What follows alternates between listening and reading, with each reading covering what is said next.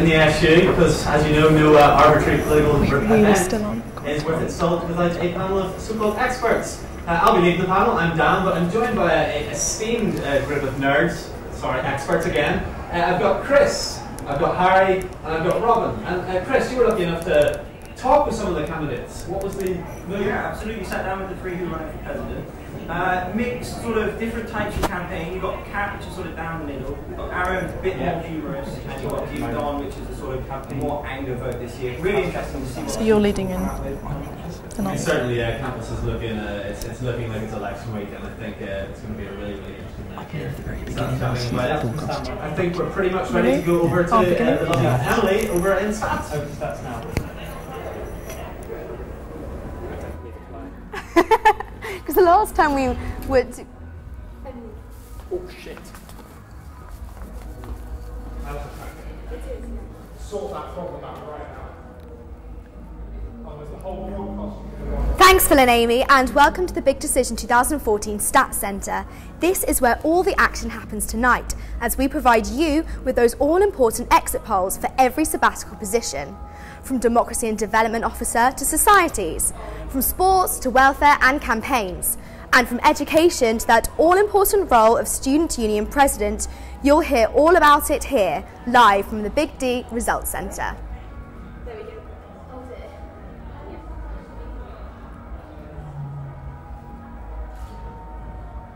I'll be your roving reporter for the evening, gauging the interest and excitement from here in the SU atrium, from students and SAB officers past and present, as we work out who's going to be your student union officers for the next academic year. Back to Phil and Amy in the studio.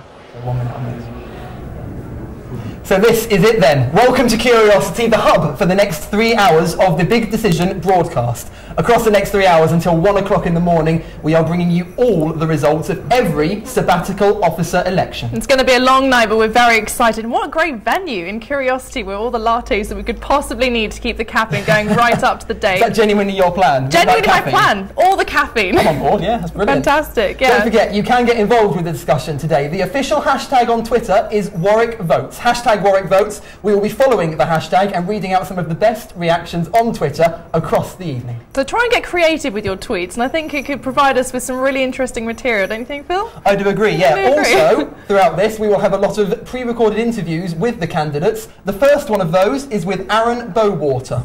That's by Chris Henley, so here's Aaron Bowater's interview. Aaron Bowater, welcome back. Again. You know, that's unlucky. You know the rules. 5 minutes. Be relatively brief, but as full answers as you can. And yeah, whenever you're ready, we will start. Want to give me a countdown for 3, 2, 1? 3, 2, 1. Great. Okay. How has the campaign gone so far? It's been really good fun, as it always is. It's been a bit more difficult this year because we've tried to make a couple more serious points than we have done in the past, whilst at the same time trying to be funny. But no, it's been really good. Dad has been less than impressed with the amount of skin I show in a number of videos this year. He's concerned about career prospects, quite rightly. Mum couldn't get through the Nigel Thrift video because apparently just watching that was just the most terrible experience she's ever had. Worse than childbirth, apparently. So, no, in terms of on campus, campaign's been great. In terms of my home and family life, work to be done. Work to be done. Okay. Well, next I want to ask, what do you think the key function of the president of the SU is? Well, I've never had opportunity to really experience anything to do with the role, so I wouldn't know. No, I think the main thing is to be a figurehead for the union, to liaise with the university, and really just to be a visible face, which is concerning for me because I'm not sure we want this to be the visible face of the union. Maybe we could have, that poster on the wall in the piazza. Yeah. No, the atrium, right? Maybe we could have someone else, maybe president, but just have someone else doing the speeches and everything else. Fair enough. Okay, I asked you this last year. Why are you running to be president this time? Because I can't lose again, and I felt by not running that would be an acknowledgement of defeat. You said last time you were going to launch a coup. Obviously, if you I did, but we couldn't get the funding. No. We went to the union and said, because they have funding available for students, we said, can we have some funding for startup funds? They said, for what? I said, I want to overthrow the union. I said, no. So, yeah, the coup didn't happen. I thought I'd run again this year. Give it a go. Third time lucky, after all. Okay. What do you think the main thing we currently get wrong as a union that you think we should get right? The main thing we get wrong? Well, I've obviously been forced to drop my monorail policy from the last 2 years. We had a big campaign meeting. I say a big campaign meeting. Me and one of my friends and a beer. We're like, we can't pledge the monorail. We just can't. But what I don't understand is we have Stagecoach. They have the U1 bus, right? The university bus. Every year, Freshers Weekend, we have those guys hanging out if it's saying you should use the U1, and it's rubbish. Why does that never come off the agenda? Rubbish. It's one of my questions later on, but I'll ask it now. We always see sort of seminar sizes, feedback, buses, really important issues. Everyone pledges them and no one But nothing ever happens. Why do you think that is? Do you know what? I don't know. I think what I'd like to see is really maybe a president or a group of sabbatical officers who are just willing to sort of publicly say, Stagecoach, you're rubbish. And, you know, alternatively, the taxis. So we always have the taxis down here. And it's racketeering. You know, can I go to Leamington? That'll be a flat 35 quid. Why? You go to the next taxi, flat 35 quid. You think, oh, okay. So we've matured as a team. We're not pledging a monorail anymore. We are pledging, however, if we can't sort out the buses, to just have one SAB permanently driving a minibus back and forth between campus and Leamington. That'd sort you, right? If you get told that you have to drive back and forth for, you know, 8 hours a day, you're going to lobby on that, you know. Especially for me, because I don't have a driving licence. So, I mean, you know, stick me behind the wheel, I'll sort it. What do you think is one thing people don't know about you that you think they should? That they don't know about. There's lots of things they don't know that they probably should know. We're not going into that until I consult my lawyers, quite frankly. I'll wait for a statement. Yeah. I think that's this one last year. I want to see if it's changed. What's the one thing you couldn't live without? The one thing I couldn't live without. Now, last year I said my hairbrush, didn't I? Yes. Yeah. What couldn't I live without? Gins. Gins Cafe. In the last year, I've just become Where's Gins Cafe? Cannon Park. You don't know Gins? You don't use campus outlets. Not when it's I do not use. I do not use university or union outlets when gin is such a good deal during lunchtime, and that's why I want to bring gin to campus. £1.50 for a baguette. I mean, you can't knock that. Thanks, by the way. All my bread oven voters gone. Yeah, sorry, gone. Sorry. What has been the highlight of your year so far? It doesn't have to be politics, obviously. I should probably say something like academical to do with the union and not talk about the Breaking Bad finale. Oh, is that your favourite Breaking TV Bad series? finale was incredible. Highlight of the year. So we went through the whole fiasco of trying to change the title of president to Carl or Khaleesi. Still on the agenda? Well, it was taken off the agenda. It got thrown out the ASM, and I've recently been contacted by HBO to give us the legal go-ahead. Hence why it's now back in my manifesto. So getting the legal go-ahead was a big plus. Why do I waste my time doing these things? Is that a good line to end on? Why do I waste my time? That's the perfect Why line do I to do end it? on. Maybe, what is it, Carl to be? Carl or Khaleesi. I'm Khaleesi decided yet. But it's up to you, whatever you want to be, so we'll see. But thanks a lot. Aaron Bolton, why do I waste my time? Yeah. Cheers, Chris. No problem. Aaron Bowater, welcome. That was Aaron Bowater's interview from Chris Henley. Aaron is running for the Student Union President of 2014. Phil, he's got some interesting policies, doesn't he? He's not short of them. If you're not aware, if you're new to Warwick, Aaron has run 3 times in the past for President. Every time, I think it's fair to say very humorous. I think he's taken it a touch more seriously this time. The panel have got the full view on that. We'll cross to them now. Bigger, better, Bowater. Apparently that's the...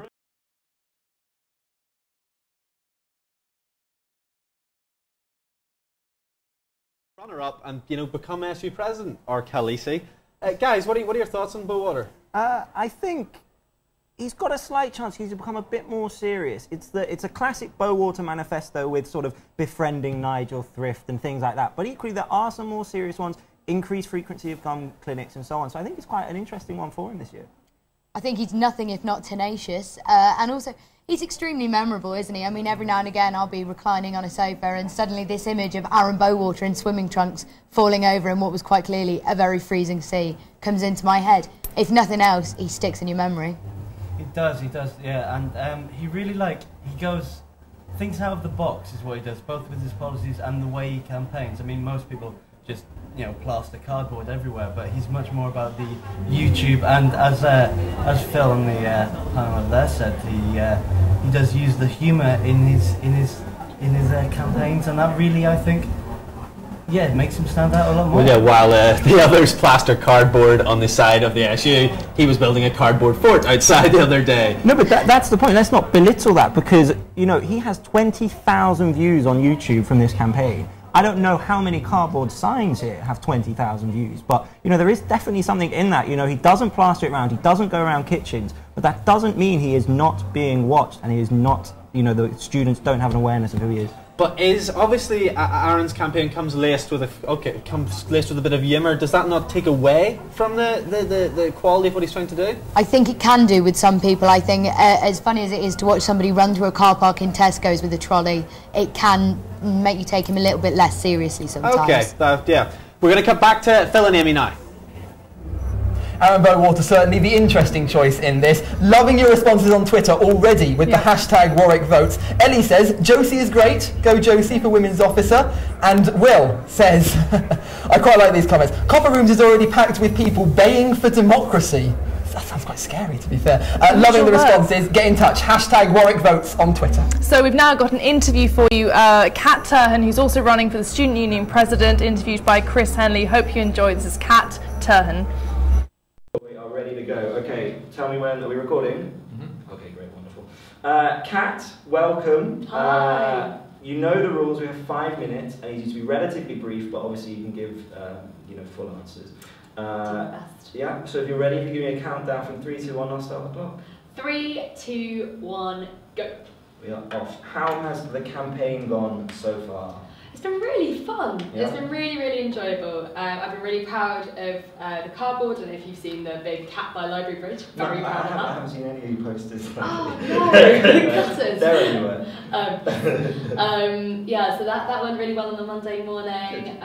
Really just enjoying chatting to students, going to lectures. Had a few cracking lecturers who've been hilarious. You find them welcoming? Yeah, I mean some departments aren't a big fan. They kind of say, oh, we don't want to give any time to this, which I think is kind of a shame really, because it makes, it's 1 week of the year. Yeah. No, I know what you mean.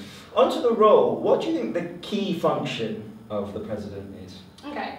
So one of the things that I really wanted to stress in my manifesto was what the president actually was, because I feel like a lot of people are kind of like, oh, that is a bit pointless, isn't it? But I believe very strongly that the president is a figurehead for the Students' Union. That is its primary role. It's there to provide a link between the university, it's there to provide a link between the union and the local community, and also on a national basis as well. And that is the primary role of the president. Okay. What makes you stand out? Okay, well, obviously I've been on the, I say obviously, I've been on the committee this year. I'm one of the staff team, so I'm the welfare officer. So I've had loads of experience in being within a team, but also I feel like I've achieved quite a lot this year in terms of stuff within my own remit. So I feel like I've had that experience. I've made links with people in the university, with people in the local community, so I'm already building those relationships. And I feel like I'm able to write a manifesto that's really achievable. What do you think the main thing we currently get wrong as a union that we should get right? What's the thing for you? The biggest thing that I think that we do wrong is that we don't talk to students enough about what we're doing. I feel like there's a massive communication breakdown between the SAB team, who are working so hard. And I'm not just talking about me, I'm talking about the other 6. Probably more the other 6 in some ways. No, not true. We all work hard each other.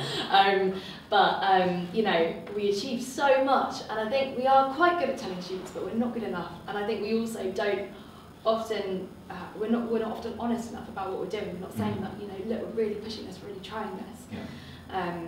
So that's your and really encouraging officers to blog, really encouraging officers to get out and meeting students. I think that would be a big thing for me. Good. Describe yourself in a single word. Single word. Oh, that's hard. Tough questions here. Single words. I think a word that I think a lot of people have kind of said is like really friendly. I think I'm a really friendly person. I love talking to people, and I think that's really come across in this campaign. Good. What is the one thing you could not live without? One thing I can't live without? Part of me wants to go for really like cheesy answer, like my friends. That's a bit rubbish. Probably my iPad. Is that awful? No, I sound like a terrible person. right now for. Well, I lost my computer. It like broke, and then it just, I don't know where it is. So it's literally the only thing I have that's kind of a connection to it. And I can watch Netflix. Fair enough. A bit more of a serious question. I always feel like the same issues are always on the agenda. You have, buses, which I think we've made some progress with, but seminar sizes, feedback, pay, all huge issues that always seem to get pledged every single year. Why does it feel like we get nowhere, and why do they always stay on the agenda?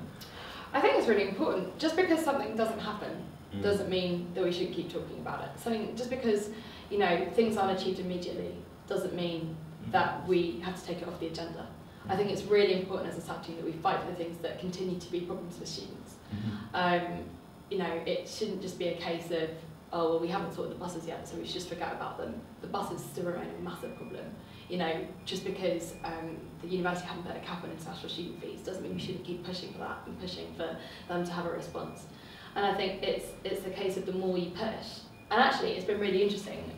So, for example, the microwave thing with Ben this year, that was on a manifesto from 3 or 4 years ago, and Ben kind of had a lot of jokes about that, and he achieved it. And you know what? It happened 3 years later than it was first initially promised, but yeah, it still happens. We've only got a year. We've only got a year to make a real difference. Short time.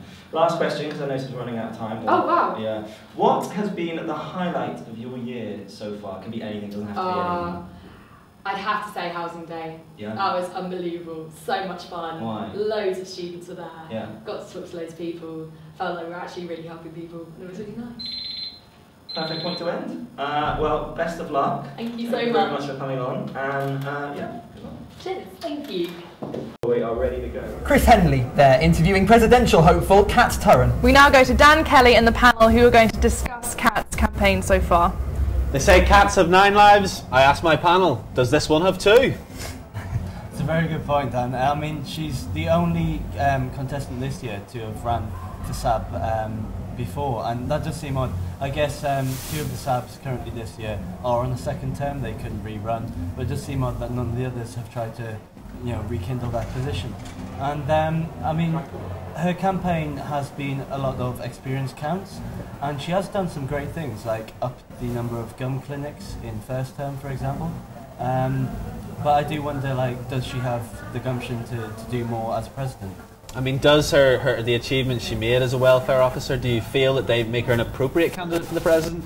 Or is she liable to just repeat the presidential manoeuvres made by the successful incumbent under her tenure as welfare officer? I think this is the issue, in that she's obviously got fantastic experience. She's done a lot, done a lot well over the last couple of terms. But is there anything really original on that manifesto? And what can she really bring new to the union? We're often seeing the same things coming up in manifestos. And while she's got the experience, does she have anything original to contribute? I mean, she's certainly taken a less visually dynamic approach than some of her competitors, I think, or certainly maybe her, is more conventional approach, I think. Yeah, no, definitely a safer way to say it. Definitely a much more conventional campaign. She is running on the experience, that's perfectly true. If she wins again, we'll start seeing a trend that perhaps welfare officer is president in waiting. We had Ben last year, we've now got Kat. Whether she has the sort of charisma to do it, I think she probably does. She's a very friendly face, universally liked, and I think it sets her in good stead should she win tonight, to have the experience and the sort of popularity.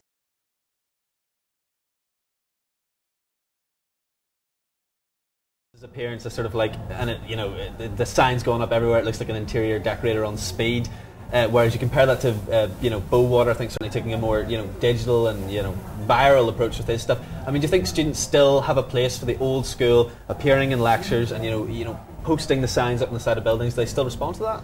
Yeah, I think you can't deny there's still very much a visual aspect to these campaigns, in that if I'm having a lecture and somebody's come in to tell me about their points of their campaign, how much they want it, then I'm able to put a face to all these signs going up around campus, and it sticks in your mind. But then I don't think anybody could argue that Aaron Bowater does not stick in your mind with those videos, for example. So it's an interesting sort of dynamic between the two approaches.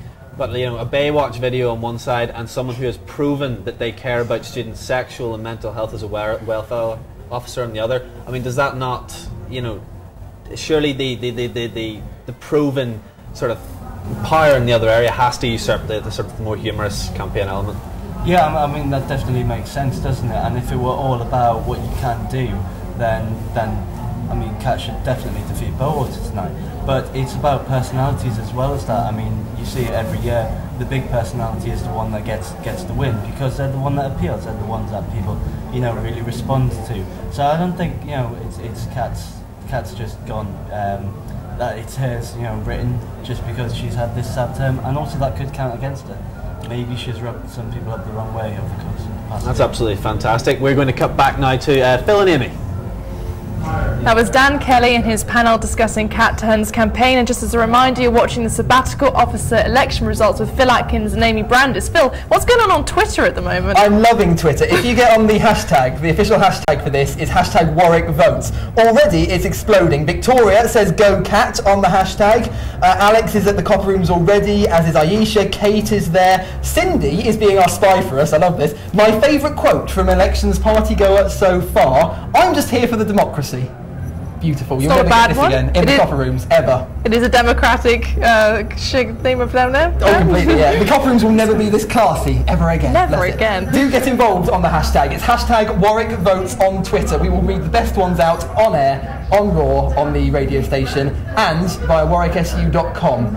Now, let's go to the final presidential candidate interview. Perhaps the most controversial candidate, Diodon Munyabarenzi, was interviewed earlier by Chris. Welcome to 5 minutes with Warwick TV. You know the rules. We have to be relatively brief, but also, you know, don't just give one-word answers. Yeah? Yes. Perfect. Okay, so if you want to count me in, I will start the timer.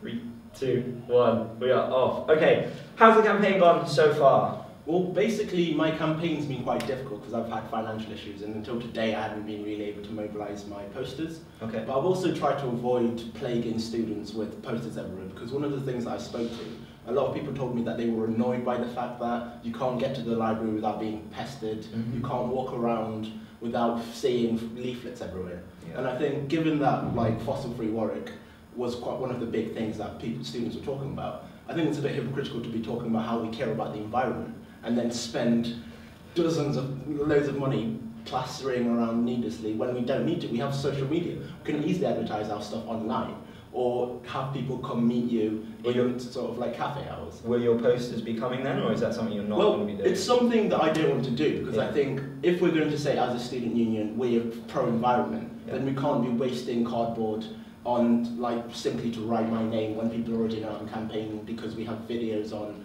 the big Plaza TV. Fair enough. What's the most important part of your manifesto?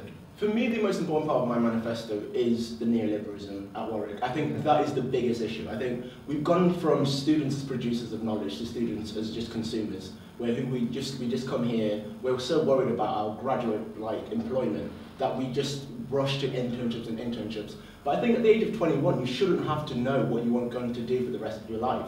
I think university should be about exploring what you want to be, as opposed to coming here and then saying, I do economics, I'm going to go into banking, I do history, I'm going to be a historian, or I do law and I'm going to go into law. I think as students we should be encouraged to explore everything, as opposed to this narrow stream of a factory where we just consume and pick up things wherever we go. So you prefer students to just learn for the sake of learning? Yeah, I think that's what university should be about. Oh, fair enough. Describe yourself in a single word. Arrogant. Arrogant, fair enough, fair enough. What is the one thing you could not live without? The one thing I couldn't live without is probably music.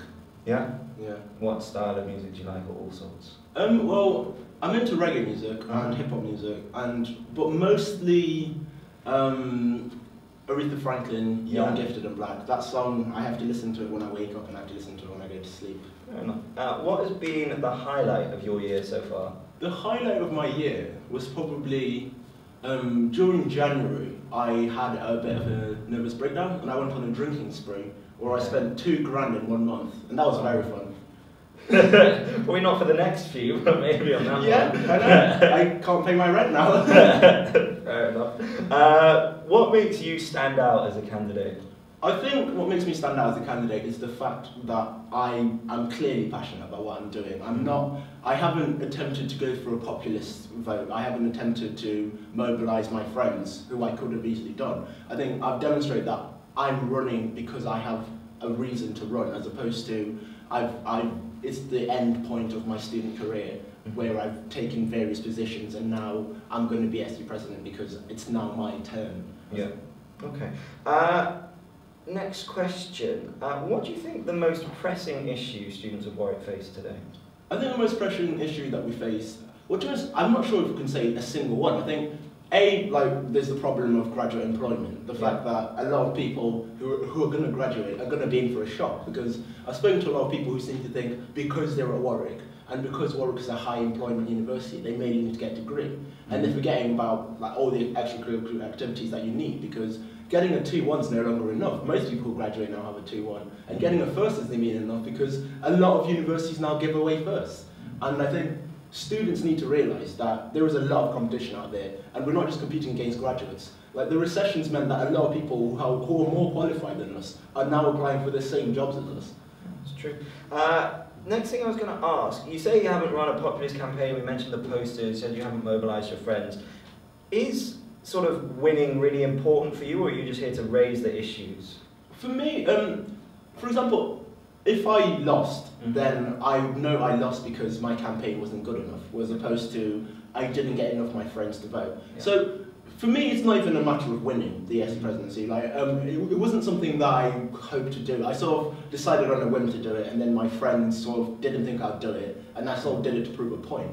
But then once I started actually looking up stuff about the SU, that's when I got angry, and it's mostly an anger vote, because when I found out that the SU hadn't released any comments about the fact that slavery auctions happened in Kelsey's, that for me meant that I didn't recognise the legitimacy of Ben Saunders' presidency.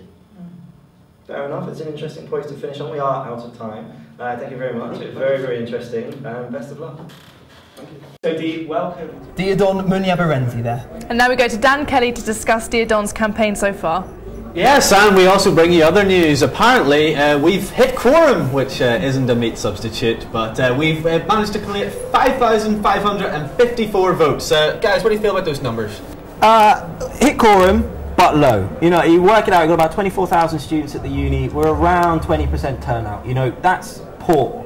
And the point is, what that means is perhaps some of the serious voters didn't vote, which could throw up quite an interesting result. You know, one of the more humorous candidates, less serious ones, might have, you know, picked up a few votes that the serious ones tried to mobilise, but evidently didn't get. Do you think the low voting turnout maybe suggests that the contingent Diodon's talking about, the people who may be disenfranchised with the university, does this suggest that they are indeed, you know, feeling pretty disconnected from it?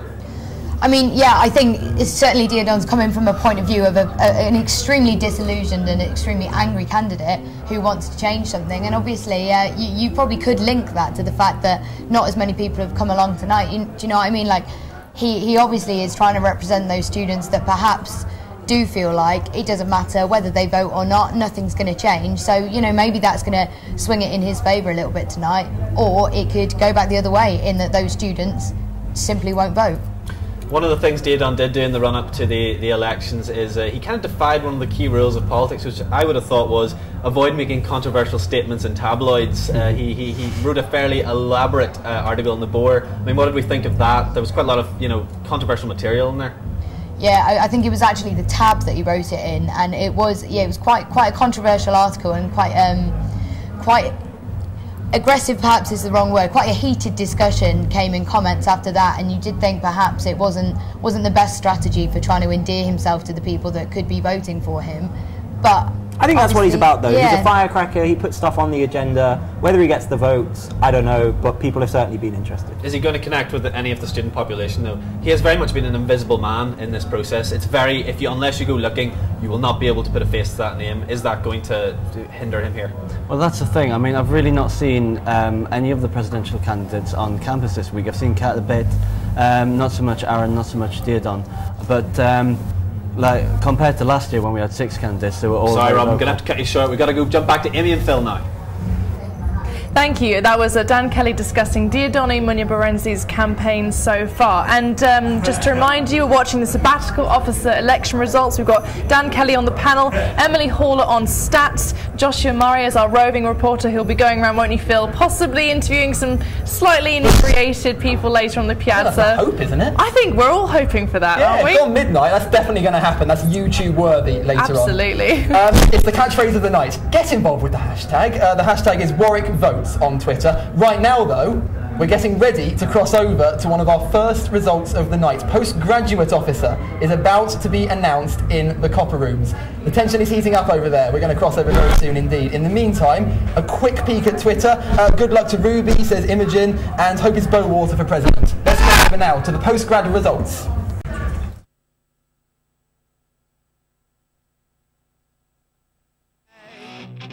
What's the last day? Some say life is a struggle. Some say life should be easy. One day in the peaceful village, school day. Super, thank you. Awesome. Do you want to take this first interview with the first question? I believe it was Andrew, but I'm not sure. Katie? Who were the two? Who did the exit? Who did? Someone. Can we have the exit poll, please? Are we on it? Okay, welcome back. We're here. Guys, I mean, we haven't really delved into the broader sort of sensibility of this week's election. How, guys, have you felt the atmosphere has been on campus? I think, I mean, we were talking about the quorum before, and 5554, well done. I mean, we got above the 10% or whatever. But compared to last year, where there were more candidates for everything, I think it's been really subdued this year. I mean, 5554, I remember 9,000 being the figure for last year. I just don't know if student apathy is on the rise, or maybe just no one... Do we think do we think student politics is becoming rather separated, rather distant? Is it something university students don't care about anymore? I don't know. I mean, it does seem to be that way, that just maybe as of last year, not so many people have really cared and engaged with it this year.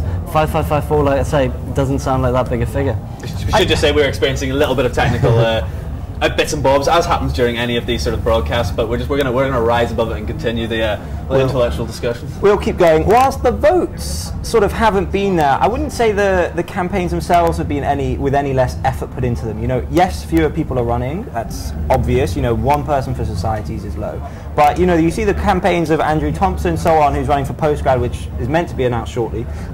You know, they put in a good effort. There was visibility. There was real policies, and he does go into the lectures, does care. So I do think the candidates running, for the most part, are serious and do put the effort in. It's just difficult to see why that's not translating into the votes. And in relation to postgrad, obviously this year that's taken sort of a more significant standing, I think, in light of some of the postgrad strikes that have happened. You know, students ending up having to take lectures and stuff because of pay cuts.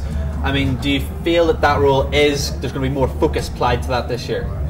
Yeah, I feel like it is becoming a more important role in that a lot of postgraduate officers have, a lot of postgraduate students have said they feel somewhat isolated from the union itself. And of course, as soon as this, you know, the strikes happened, there was a lot of factions within students, postgraduate students, in that not everybody supported their right to strike by organising these student-led lectures. So I think it is a role that's going to gain a lot of importance due to the issues that have occurred over the last year, really. It's difficult though, because what you've got a juxtaposition of the postgraduates having a real decrease in pay in real terms, and you've got the students paying more money. So you've actually got, you know, the students paying more and the teachers going on strike, and that's quite a strange situation. So you are going to get unhappiness from both parties. And you know, a lot of people said that it wasn't right that student-led lectures were put on. I probably agree with them, but equally I do have a level of sympathy, because you know, you're getting towards term 3, exams are coming up, you want your hours, you know, taught, and if they're not happening,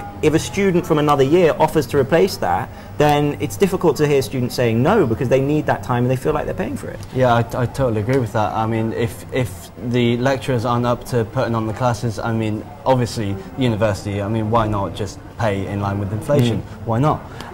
But if you're not going to be teaching, then someone's got to do it, and it's great that students in the higher years put on those lectures. Just to interject, one of the interesting things I thought about Mr. Andrew Thompson's campaign is that he seems to be highlighting we're not just here to study, we're here to live as well, and it's about the postgraduate way of life. They've chosen to come and you know, spend now an even more substantial period of their life here at Warwick. Do you think focusing on the pastoral elements of the postgraduate like sort of existence, I guess, is that going to be more of a focus this year? Because of course postgraduates are the ones who were also left out in the cold at the start of the year when there wasn't enough housing on campus. I think this has certainly been the year for the postgrads in terms of sort of politics. If you thought it was the little man's position, this year has, you know. No, that's the thing. Normally, it's, you know, with no disrespect to the position or to postgrads, normally it's seen as sort of, as you say, the little man position. But this has thrown it right back onto the map. You know, massive issues with the postgrads this year. Housing, pay, really big. I think whoever gets this job next year really has a springboard. And do you think people who aren't postgrads can engage with that idea? Do you think the student populace will take this as a, you know, as a serious vote? There'll not be any like just click votes or ignoring it completely. You think this will be, you know, key? Oh yeah, absolutely, definitely. And one thing again about Andrew Thompson's campaign, more than that, is that it sort of talks about the way his policies, though aimed originally at postgrads, will actually affect undergrads. Of course, he wants to keep things open longer and stuff like that. Yeah. Exactly, during holidays, term times. And I mean, I'm annoyed when I can't get a bus during holiday time simply because lectures aren't on. Doesn't mean I'm not still around. It's the same for postgrads. It's a special for postgrads. Okay, well, I mean, that's postgrad officers. We're going to go back to Amy and Phil. Thank you very much, Dan. Quick piece of information, in fact. Diodon, apparently, in the copper rooms, when he was announced as a candidate, was booed. Interesting development. Indeed, and we've just heard that Dan Goss has been elected for Ethics and Environment Officer, so congratulations, Dan. What a turnout right there, and the controversial candidates, it's all very exciting down here. In a moment, we're going to go over to Josh Murray, our roving reporter, who is indeed roving around campus right now. We'll be doing some interviews. I hate to ask, but what's happening on Twitter? You really don't want to ask. I do. I will not mention who has tweeted this. Bowater, I want to have your babies. It's an offer. I mean, you were on the beach, so why not? Also getting involved, current President Ben Sundell is tweeting. Interestingly, Ben says that the reason nobody voted this year was because the field across the board was very weak. That's his opinion on the hashtag Warwick Votes. Get in touch with your opinions. We would love to hear them. Interesting. I mean, what do you think about that? Do you think that the field has been particularly weak this year, or do you think it's been simply another reason for disengagement across the board? Please do get involved. Hashtag Warwick Votes, and we will certainly read it out. And as I've just announced, Dan Goss has been elected for Ethics and Environment Officer. Congratulations, Dan. And we will soon be going over to our roving reporter to have some perhaps not so drunkenly conversations quite yet, but we're hoping for the best. So this is Josh Murray, our roving reporter. Thanks guys, you join me here in the atrium. I'm here with Richard, who's a third-year English student. Richard, how are you enjoying the atmosphere here so far? Yeah, it seems like it's going to be a good night. Hopefully all the candidates I'm backing and supporting are going to win, and it should be good fun for everyone involved, I think.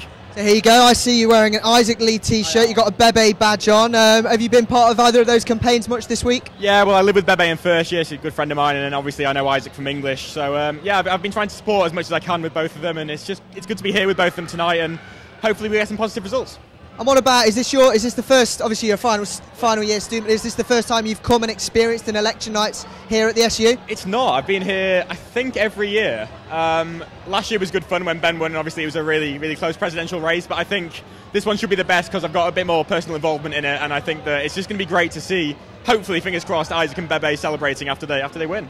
Yeah, Isaac obviously running myself, but Bebe in arguably the most hotly contested of the categories with the welfare, 4 people running. Do you think she's got a decent chance, or do you think it's going to be really close? It is going to be close. I think there's a number of pretty good candidates, but I'm confident in Bebe's ability. She's run a really good campaign. As anyone on campus will know, she's absolutely plastered campus with posters.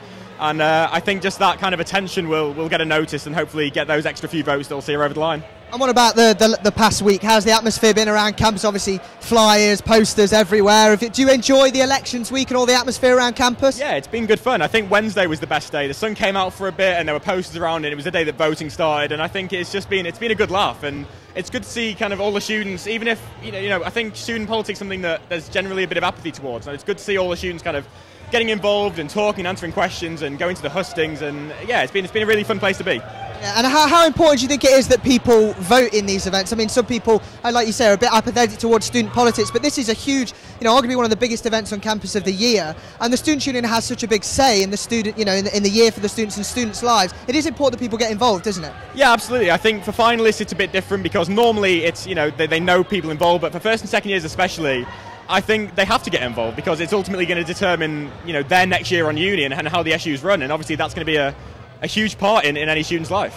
And I'm assuming that means you voted, you've taken the time out to sort of look at the manifestos, and do you sort of enjoy doing that and looking at what every candidate's got to say and the differences, the similarities? Yeah, it was good fun. It took longer than I was expecting. I was sat in a lecture doing Shakespeare and it was pretty dull, so I kind of went on my laptop and spent about 40 minutes kind of scrolling through the manifestos and just seeing what was going on and making my mind up. Right, okay, I think we're... oh no, we're not, sorry, my apologies. You're looking forward to getting into the copper rooms? I mean, the atmosphere out here in the atrium is fantastic. We're looking forward to getting into the copper rooms, I imagine. Yeah, definitely. I think, get a few drinks and then see where the night takes us. I think the later it goes on as well, coming towards the presidential decision, the better it'll get, the more fun it'll be. And, even though it finishes at 2, not a bit later, it'll be a good night, I think. All right, Richard, we'll enjoy your night. We're now going to head back to Phil and Amy in the studio. That was Joshua Murray, our roving reporter, interviewing a candidate. It's a fun evening here. I'm sure you can feel the buzz if you're listening on RaW Radio, watching live at warwick.su.com. You can sense the atmosphere, can't you, Phil? You can, yeah. The Twitter atmosphere is going well. An apology that we must make. I mentioned just a few moments ago 2 Benjamins who tweeted into Twitter. The Ben Sundell tweet is not related to the tweet that said that the field was poor. I would like to make that clear. That was a separate Benjamin. A reminder, you're watching The Big Decision with Phil Atkins and Amy Brandis. Hello, I am Amy Brandis, this is Phil Atkins. I think we could go back and forth like this, but now we bring you live to the copper rooms for the postgraduate officer results. Oh, actually, sorry, my mistake. No, we're not going to the copper rooms just yet. Although, that said, that is the next result. The first sabbatical election result officer will be announced in the copper rooms in a few moments' time. A reminder of the hashtag. I love the hashtag, it's just brilliant. Hashtag Warwick Votes on Twitter is what you need to do to get involved with the discussion on Twitter today. A lot of people are annoyed about the amount of rubbish on... To be fair, when it was hailing 2 days ago, and that cardboard didn't survive, bless it. It didn't, but the campus has been covered in a huge array of colourful campaigns. It's been really wonderful, actually. We've had Bebe with her pink signs absolutely everywhere. We've had red and gold, kind of Gryffindor colours for Brenda Wong. It's been all over. It's been wonderful. So now, Phil. Yeah, to the copper rooms, where the postgraduate officer is being announced. Ladies and gentlemen, the votes have been counted and verified and all the rest of that crap. And in 3rd place in the race to be this year's postgraduate officer is Ron.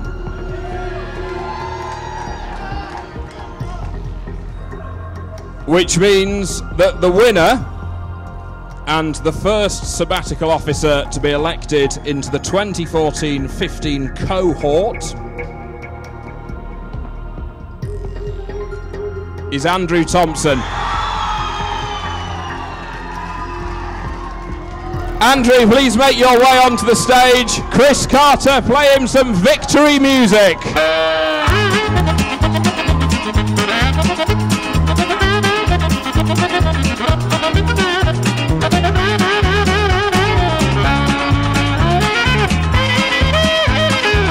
The first result of the night. Congratulations to Andrew Thompson. He has taken the not an easy task of postgrad officer for the next year. Guys, what do we make of that? Was it a surprise, a shock? I don't think it was too much of a shock. I think we were talking about Andrew a lot beforehand. I think his campaign was just more visible, a lot of posters and stuff around. Matt, I don't feel he made as much of an impact. Nice campaign, but not as much of an impact. I think we've probably seen the right result overall. I think a lot of postgrads will be happy.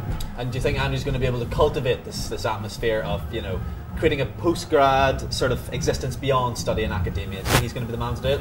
Yeah, I mean, if you look at his manifesto, and that must be what won it, it was ironed out with the creases. He'd thought about it completely. He knew exactly how he was going to achieve his policies, and that's what must have won it for him today.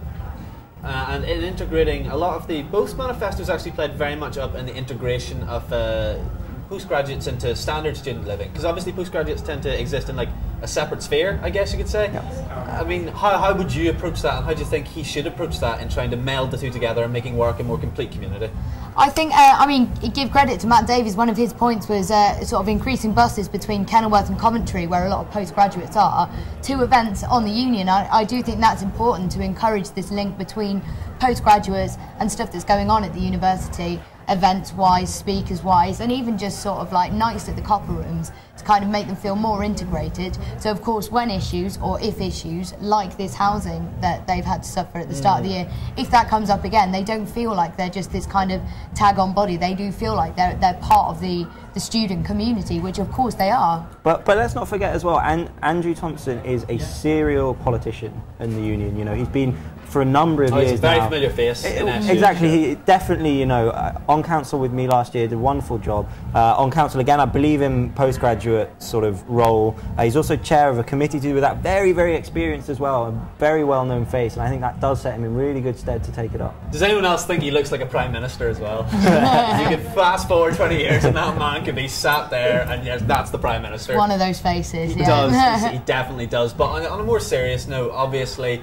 a postgrad officer doesn't always get the attention that others do. I mean, later I'm sure when President comes through, it's going to be fanfare and tension. But you know, it is equally on a level. I mean, there are no small jobs here. And what would you say are the key things he needs to knock down for this next year? What, say there were 3 things. Let's go between us. What are the 3 key things postgrads need to achieve in the next year? I'll take the easy one, pay. Yeah, obviously. That's good. Stolen it. Pay is the obvious one, and just the integration that both candidates really talked about. Need to sort of capitalise on that idea. Yeah, I mean, they've both stolen the easy ones, but I'd say as well there's been a lot of emphasis on keeping stuff open in the holidays, just for those postgraduates and students that hang around in the holidays, don't necessarily go home because they've got more work to do. So I think that's a big one as well. Postgraduates need sandwiches too, folks. Exactly. We're going to go back and join Amy and Phil. Thank you very much to Dan Kelly and the panel. We now go to Josh Murray, our roving reporter. Thanks, guys. I'm here in the atrium again with Ali and Phoebe. So we've just heard the first result, guys. Andrew Thompson has won postgrad for next year. Did you guys vote for the postgrad this year? I did. I voted for Andrew, but I wasn't sure he was going to win because I think Matt's posters were much more prominent around campus. Yeah, I went for Andrew, yeah. Did you think? So you think that Matt's posters were bigger? Did you think he had more of a presence around campus? Were you surprised that Andrew's won? Yeah, I mean, I was quite surprised. I think I actually voted for him by accident because I got the names mixed up, but you know. See, I disagree with my friend Phoebe here. I saw Andrew's posters, the circular posters, up at Gibbet Hill, and I thought that was fantastic. Yeah, a lot of people said that his sort of slogan on the posters, not here to live, not just to study, had a real good effect. Was that part of the reason why you voted? I thought it was fantastic, yeah. It really dug deep. Absolutely. So obviously, first result out of the way. You're wearing a Ruby t-shirt. Is that the main reason you're here tonight? We're voting Ruby for sport, so we're just supporting our friend. She's going for sports officer, so we're hoping and praying that she's won. Yeah, Ruby for sport. Ruby for sport. Fair enough. Well, obviously, how you enjoying the atmosphere as well here tonight? Obviously, you're here for Ruby, but the whole atmosphere in the atrium, in the Copper Room. We did go in quite early, and we were the first people in there. That's commitment. We thought it was going to start at 10 o'clock, so we thought we were going to be in bed by 10:30, but frankly, that's not happened. So. Yeah, I don't think that's how it was. I think it's going to be a late one. But I mean, if Ruby wins, I'm assuming you're going to be willing to stay up till the early hours of the morning. Yeah, I mean, we put a whole weekend into making posters for Ruby. So if she doesn't win, we'll be devastated. So you guys are part of the campaign team, yeah? Frankly, you're talking to arts and crafts manager and arts and crafts deputy right now, so yeah, we put a lot of work in. Have you seen the posters? Oh, we've seen the posters. We've seen the posters. Yeah, absolutely. So I suppose, do you think she's got a good chance? Ruby's got a good chance. It feels like she's had a good presence, but then so have the other 2 candidates as well. I mean, I think she's got a good. I think she's got a really good chance, but it's hard to tell because obviously we're friends with all of Ruby's friends as well. So on our Facebook, it's all Ruby, Ruby, Ruby. But you know, you don't know. Yeah, you just don't know, can you? You can't tell. Well, enjoy the night, both of you. Good luck to Ruby. We're going to head back into the studio and back over to the panel. Still euphoria. Andrew Thompson has just won, and we're still celebrating, kind of. Celebrating in the most refined way you possibly can, on some leather upholstery. But guys, continuing on from that, the first win of the night, it's also interesting. Do you think it can give us a measure of how the evening's going to go as a whole? Well, I mean, just to reflect on sort of our exit poll was right for a change. Very right. Had Andrew on for 74% here to win this. Ron, I think, had 9% or something, if I remember rightly. But yeah, definitely ran away with it. And we were right. I can't believe it. Sometimes difficult to open the night. You know, there's the winner. I think it is. Yeah, I think that there is a pressure. The atmosphere in the copper rooms might not be as good as it is towards the end. People, you know, most people are probably still having a drink before they come out to see it. So you know, but nonetheless, doesn't take away from it. You know, ran for what he wanted to do, and he's won it. So I doubt it takes away from his happiness. No, I'm sure, and yeah, I like the way that the evening builds to crescendo, but at the same time, I think you're right. You can lose some of the importance of the earlier positions going too. Turning our attention to democracy and development for a minute, I think as well, which will be coming up very shortly. Actually, we're not going to be doing that, and we're going to be bouncing over to Amy and Phil, who I believe are joined by the winner. Maybe not. So, I'm live with Andrew. Andrew, you've just become Postgraduate Officer 2014. How do you feel? Thank you. I'm feeling absolutely ecstatic. Thank you. Good. 2,200 votes. That's a lot of support right there.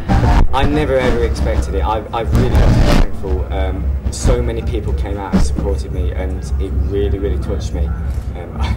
I don't know what I've done to deserve all the support, but some people have really, really helped me. And thank you to everybody that has helped me. Yeah. Got to ask, what do you make of your candidate, Matt? Because it was quite a close call.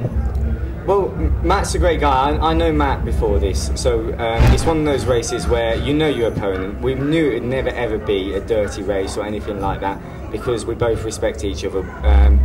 Matt's a great guy, and whatever he goes on to now, I'm sure he'll be fantastic at it. So, Andrew, is there any particular policy that you're really excited about implementing over the course of the next year? Well, I'm currently the postgraduate arts faculty rep, and one of the things we have difficulty with is study space and office space. The single most policy that has really attracted everyone, both postgraduates and undergraduates, is the 24/7 library. It can be done. I'm going to do all I can do to make sure that that happens as a reality. That's fantastic. I think you'll get a lot of support for that. We work hard at Warwick, at least some of the time. I think a 24/7 library would be a very, very good idea. So congratulations again. First, yeah, got to also ask you about the virtual housing forum. That was something you proposed. How would that work? Indeed. Well, a problem that we have, especially at postgraduate level, is we have a lot of international students that come here for 1 year. They come as a master's student, and they can't, you know, they don't have the resources or facilities there to know where the best place is to live. And this has come out of international friends that I know that are struggling with finding places to live. They wish they'd live in Leamington, but they got stuck in Coventry, so it would work. I'm going to make sure that that's up and that does work. Fantastic. I must apologise for my phone. No, that's no problem. I can see the determination in your eyes. It's only live television. Anything can happen. So you're particularly excited about the 24/7 library. I think we can equally share in that kind of mutual geeks right here who like to work full days. It's brilliant. Yourself, my degree's in the toilet. Oh, okay. Never go down that road. I'm doing quite well, Phil. Got to ask you as well, how many undergraduates do you think took part in your specific vote?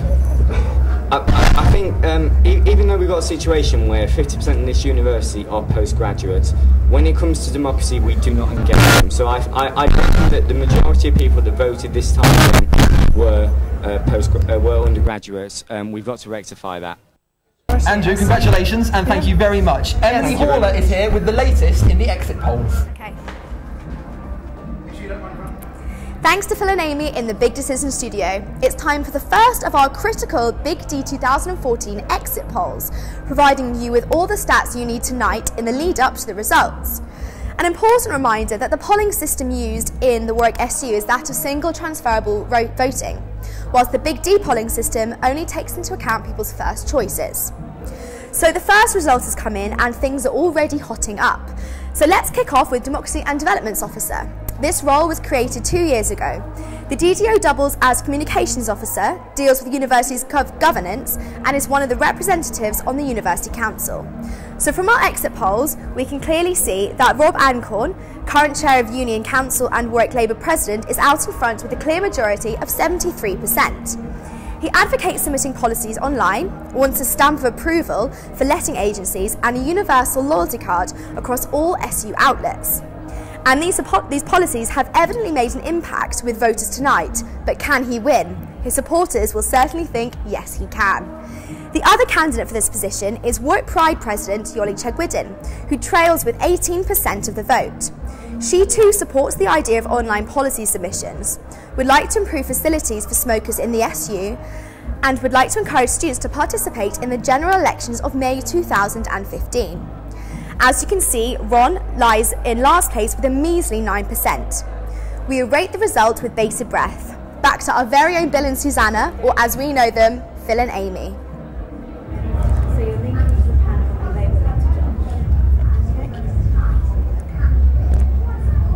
Emily Haller there, giving you the latest in the exit polls. Yes, and now we lead over to Dan Kelly on the panel, who are going to discuss these predictions.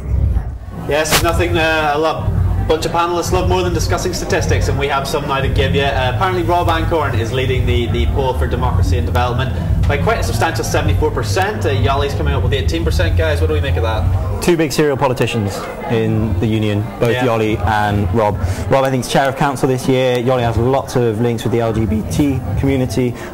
You know, really both strong candidates. I'd say take the exit poll with a pinch of salt on this one. Maybe it's right in saying, you know, Rob's won, but I'd be surprised if the margin was that big. Rob had a really good visible campaign, but I'm sure Yoli's got her own support. Obviously, this is the position where the incumbent has actually been in the role for 2 years. Cosmo's been there now for a while. Do you think that they're big shoes to fill? Do you think that that's going to be very hard to come in and take that? I think so, definitely. And if I remember rightly, Cosmo's the first to fill the role of DDO, because before that, Democratic Officer and Development were two separate roles. Yeah, Chris Luck brought them, separated them, I believe, in 2012. Yeah. Okay, and then they were brought back together then? So, I mean, it's a really big role in that case. And I think Cosmo has done a really good job the past 2 years. Certainly by doing it for 2 years, he knows exactly what he's been doing for the past year at the very least. And I don't know if either of them can really fill his shoes. Yeah, just to say, you're actually correct. Chris brought them together. Sorry, I got my thing wrong. Chris brought them together in 2012. You're quite correct. Yeah. What do you think attracted Cosmo back to the role? Obviously, there must be something here that you know, these two candidates, Rob and Yali, have also tapped into. What do you think is attractive about representing the union on the democracy and development front? I think it is a role where you can really get involved with the student body in maybe perhaps a way that the other roles don't quite sort of, you know, they don't interact quite as much as this role does, in that, you know, Rob's obviously doing very well in the polls. He's got popular policies in terms of housing. You can engage on all these different levels, and I think that is what is most attractive about this role. Yeah, that's true. And we actually have the benefit, I believe, we're going to join our roving reporter Josh, who has an interview with Nick Swain. Thanks, guys. I'm here in the atrium with former SU President Nick Swain. Nick, how you enjoyed tonight? Is it bringing back memories of the night that you won? Yeah, very good memories from the night I won. Not so great memories from last year, though, but we'll forget about that. What about the atmosphere inside the copper rooms? I know you were just in there when Andrew won the post-grad position. Is it building up in there? Yeah, absolutely. It's filling up as well, which is important. But the best thing, I think the tech, the level of upscaling that's occurred this year is pretty impressive. Chris Carter's Stats Corner, I think, is going to be a hit with the viewers at home. It's a fantastic night for all involved, isn't it? And what about Andrew Thompson, who's just won the first position of the night, or first SAB position of the night, post-grad? Deserved? Absolutely. He's a personal friend of mine. He's done a really good job on student council this year. I think the best thing is to see someone who's gone out and really campaigned hard all week. He got, you know, double the votes of Matt, his opponent, who's also a great candidate. But it is really good to see someone who has worked so hard for the Students' Union over so many years, winning a SAB position. And, you know, I know he's going to do a great job. He's not one of those people I hope he does a great job. I know he will, and I can't wait to see him in the office. Fantastic stuff. He came into a couple of my lectures, and one of the policies that really stuck out for me personally was him wanting to keep SU food outlets open for longer during vacation when the postgrads are here studying. Do you think that's possibly one of the policies that won him the vote? Yeah, what's interesting is obviously postgrads aren't one of the big voter demographics, and that's something that the postgrad officers always got to work on. I mean, that's a huge part of their job, getting engagement. And I think it's a really good policy for anyone who's around on campus. So I wouldn't say it's what won him the vote. I'm saying that his general appeal is what won him the vote, and it's one of many things that made him an attractive candidate. And you could probably say that the postgrad officer is so important these days. Obviously, there's a lot of sort of controversy around pay for postgrad teachers, you know, the strikes recently as well. It's a very pertinent issue at the university at this minute. Andrew's going to have a big 12 months ahead of him, isn't he? Absolutely. I mean, Lucy's probably been one of the most vocal of the SAB team this year, and Andrew's going to have to deal with the kind of the follow-up to all of that, and the handover I'm sure they have in the summer will be very interesting. And there'll be a lot of things said that we may not even be aware of, things that went on behind the scenes that he's going to have to take on next year. The university are very aware of the issues they've got around postgrad, especially those that teach. Tomo's aware of those issues, and as I said before, I have no doubt that he'll be able to take up that mantle and carry on where Lucy left off. I just hope that he enjoys tonight and doesn't think too much about that sort of thing now. Yeah, and it is about enjoying tonight. I mean, you've got the party at hand. Fantastic, by the way, looking very dapper. It is a great night, isn't it? I mean, the atmosphere in there, as we've said, is absolutely fantastic. Still 6 of the SAB elections to go. It's really going to hot up. Are you looking forward to the rest of the night? Absolutely. I think there's been some great candidates and great elections run this year. I really hope the winners and losers see what they did this week and take positives from it if they win or lose. So, I mean, I know what it's like to be on both sides of that, and it's really difficult because if you win, you get a job. If you lose, you don't. And a lot of people put all their time, heart and soul into this. So I just wish all of them the best. And I'm sure you would say that being obviously SU president was one of the best experiences of your university career. Would you say that to the rest of the guys? Make sure you enjoy tonight and then obviously enjoy it if you're elected. Do you know what? As a job, it's a really, really great thing to do. It's one of the best years I've ever had. It's changed me as a person forever. I got experiences I never thought I'd have. Even on the equivalent of tonight when I won, I had no idea what was coming. I didn't know what to expect, and it was brilliant. All right, cheers, Nick. Thanks very much. Go and enjoy the rest of your night. Keep the party out, Hon. Back to the guys in the studio. Ready? Lead in now.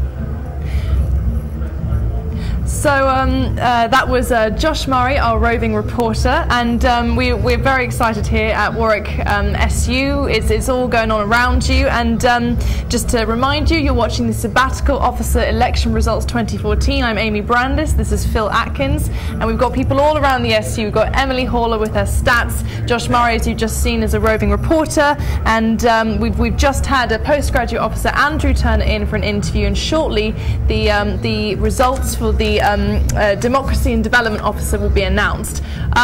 Do I dare ask this time, Phil? Never dare ask what's happening on Twitter. That's a minefield. I do dare. To be fair, some interesting things coming through. Hello to Charlie. He's watching in South Africa for these election results. He also commiserates Matt. A very well fought campaign, he says. Do get involved with the hashtag, by the way. It is Warwick Votes. Hashtag Warwick Votes on Twitter. Also coming in via Twitter.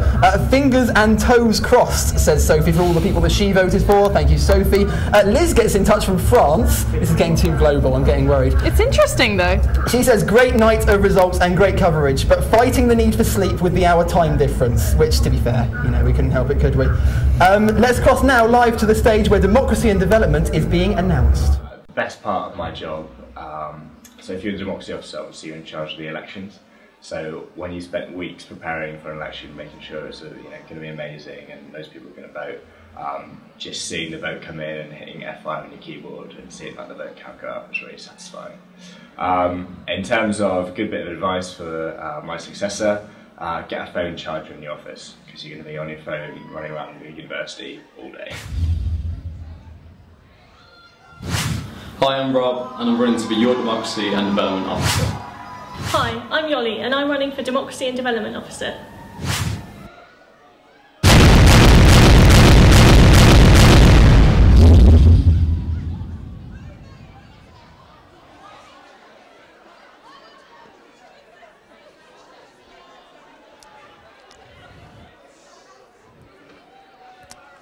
So,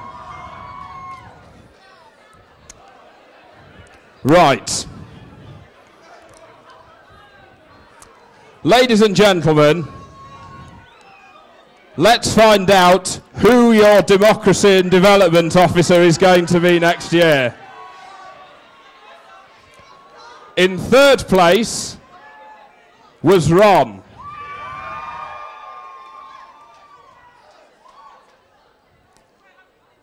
In second place was Yoli, which means that your winner this evening, and what a surprise, is Rob Ancon. Rob, make your way to the front.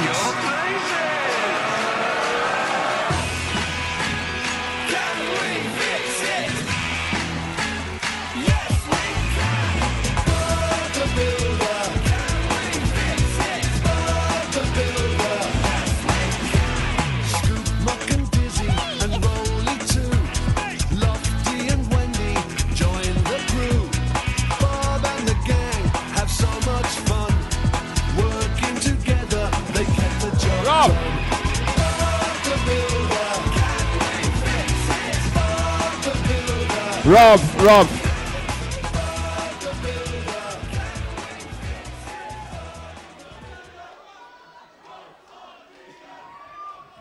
Rob, we knew that in Yoli you were up against a formidable opponent. That must have come as a tremendous surprise. I'm just, I don't know, thank you everyone so much. I have the best friends in the whole entire world. Thank you. Rob, you're our next Democracy and Development Officer. And it's a victory for Rob Ancorn and again for our exit polls, as they strongly indicated he was going to be the winner in this department. Guys, what do we make of this victory? Big position, DDO. You have the whole development aspect, which is one whole thing, but you also have development, which I believe encompasses, you know, all the finances of the sort of outlets that we've got. Rob had a lot of popular policies on that. He had the sort of universal loyalty card, which, you know, I worry, can it be done? Because sometimes with the development aspect, a lot of the union professionals get involved and make advise the officer on the sort of finances and stuff like that. There might be a real reason why a universal card wouldn't work. It's the tough position, DDO, was very important. I mean, also, I'd like to think that the building attire added some sort of sex appeal to this campaign, and that has secured him at least 10% of his income. But in seriousness, were there any particular issues you feel he tackled in his manifesto that have led to this victory? I think the housing, the focus on housing is really important, particularly for freshers. Actually, I think that's what's going to have got him a lot of votes from first years, in that it's really intimidating trying to go around getting your first student house. You've never done it before, and how do you know which are going to be the estate agents that are going to rip you off? I mean, personally, I won't say the name, but we've ended up with one that's, it's not ideal. Whereas Rob's policies, he's going to try and introduce a bit more transparency and a bit more SU guidance to those freshers who don't necessarily want to go through Warwick accommodation, want to try an estate agent, stand on their own 2 feet a little bit, but don't want to end up in a horrendous situation. I think that is a really good policy to try and tackle. No, absolutely. I think that is one of the critical issues, not just for undergraduates as well, across the spectrum, as we were talking about with postgrads. Kind of going back to what you were talking about, Chris, this card. I mean, it seems to me that this is a really nice initiative and a really strong idea, but the red tape issue is there. I mean, what possible red tape do you think the union could put up to block that? It seems actually like a really nice idea, a universal sort of card that enables you to gain points or whatever from across all the various outlets on campus. Oh, I'm not entirely sure, but for example, they might treat each sort of business, each one as their own business. So Curiosity might have a completely different budget to the bread oven. Now, if I go to the bread oven every day but use all my points on Curiosity is going to suffer, and I'm not actually using any. I'm not sure. I'm speculating. Actually, they're all under the same roof of the union.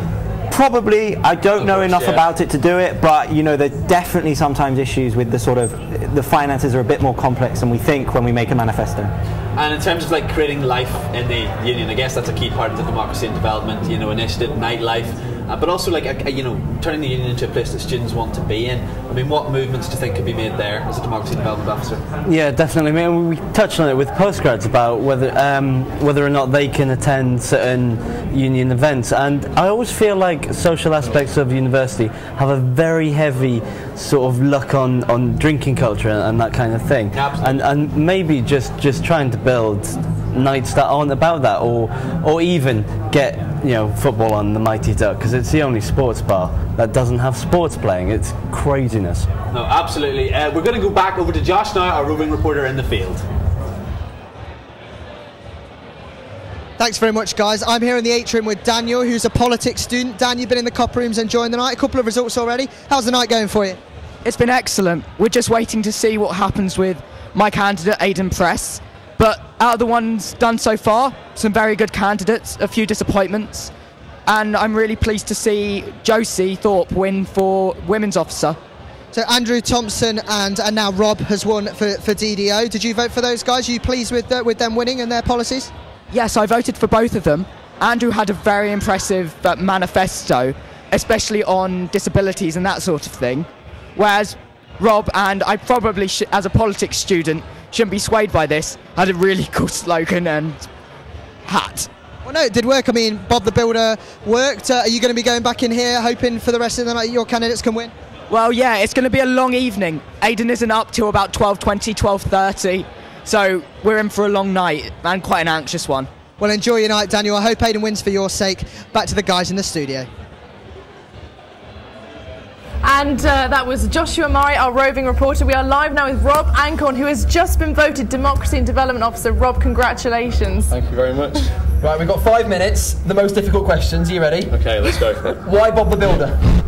Because, I don't know, I had the idea over summer. I was going to change my name for Bob for the elections. I was thinking it'd go better. I was thinking commitment, and you know, I could just go, that's what all my close friends call me. But no, Bob the Builder in the end, I don't know, it worked. It worked. Yeah, clearly. It really did. And how do you feel right now knowing that 2,775 people voted for you to be in this position? I feel, I don't know, words can't describe. Really, words can't describe. Really happy. It's been 5 days of just, you know, just torturous, like coldness and effort, and yeah, no, it's all worth it though. All worth it indeed. Yeah, absolutely. I'd like to pick you up on something. Student safety and campus life. Okay, well, campus life. I think Gibbet Hill gets a really raw deal. You know, the Sabs did really well, get kettles and microwaves into the Roots building, but I'd like to get them to Gibbet Hill. I think that'd be a good one. And I'm struggling to remember all my policies now. Fair enough. It's been a big night. Is there anyone that you particularly want to thank in this moment in time? There are so many people. The biggest one has to be my campaign manager, Amy Butler, who was my next door neighbour in first year, and we've been great friends ever since. And yeah, she's been absolutely incredible. So Amy Butler, thank you so much. Shout out. This is a tricky question. Go for it. Your year in 3 words. What is the future year going to hold for you in 3 words? That is a tough question. Okay. Let's go. Housing co-op. Cool.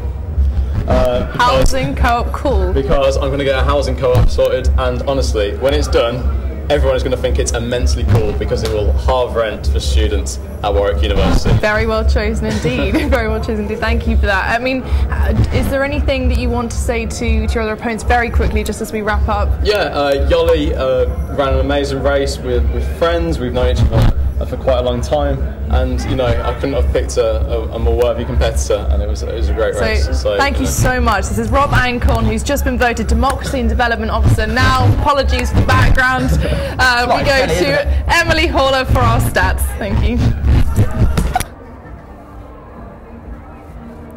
Welcome back to the Big Decision Stats Centre, where we're all set for our latest exit poll, this time for the very important position of Societies Officer. Surprisingly this year, only 1 candidate is in the running in comparison to the 4 who were in contention last year. This position promotes and supports society activities, assigns society budgets, and is the primary point of contact for the university's career service. Absolutely no surprise given the circumstances, therefore, to see Isaac Lee out in front on 87% and set for a landslide victory.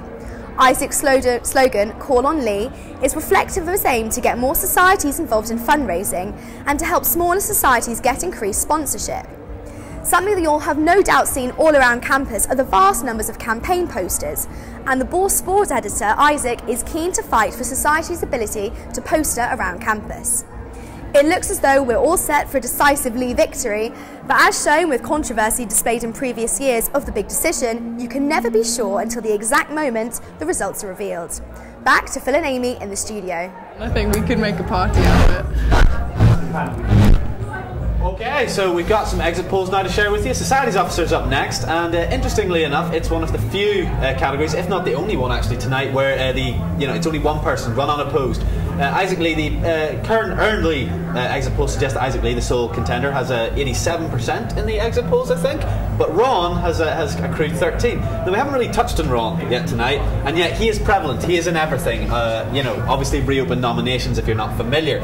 What part do you think he has to play in these elections, and why do you think that Isaac, despite running unopposed, and granted 87% is a huge amount, I wouldn't take that away from him, but how do you think Ron has accrued 13%? Well, that is because he's running unopposed. I mean, I live with a housemate who's a bit cray, but he nice, really street.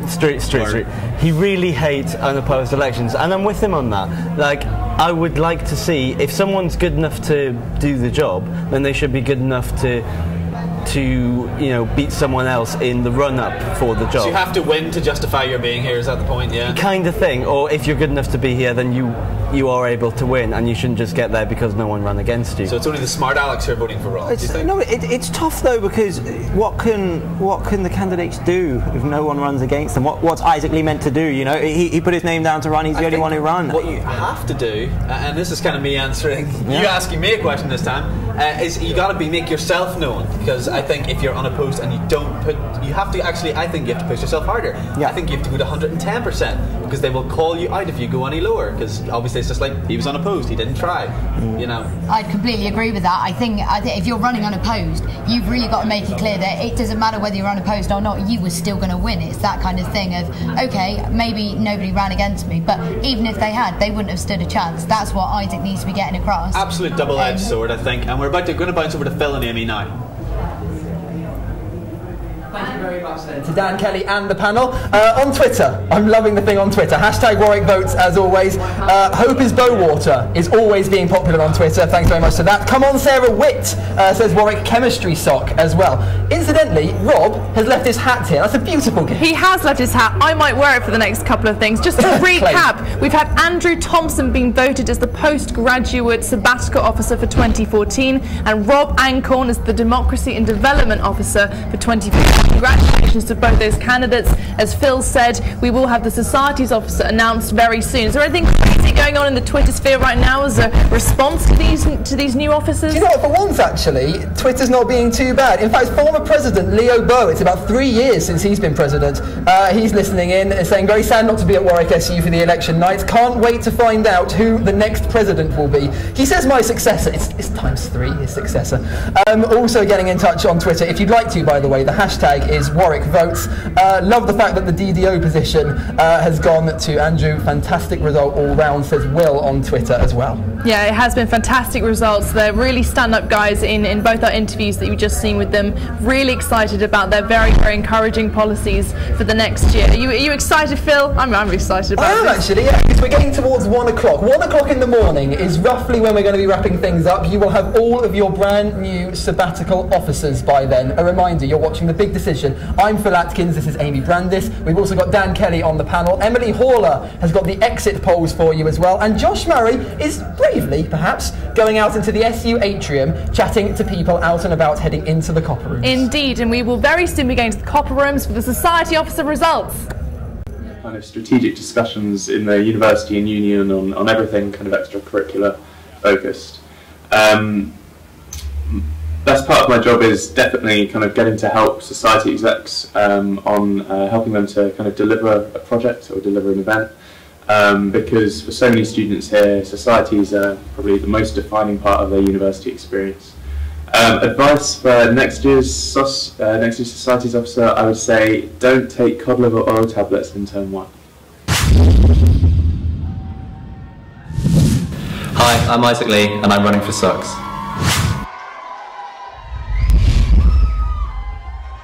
Ladies and gentlemen, this is the one you've all been waiting for. We're about to find out who your Societies Officer next year will be. Can I ask all of the candidates for Societies Officer to make their way onto the stage?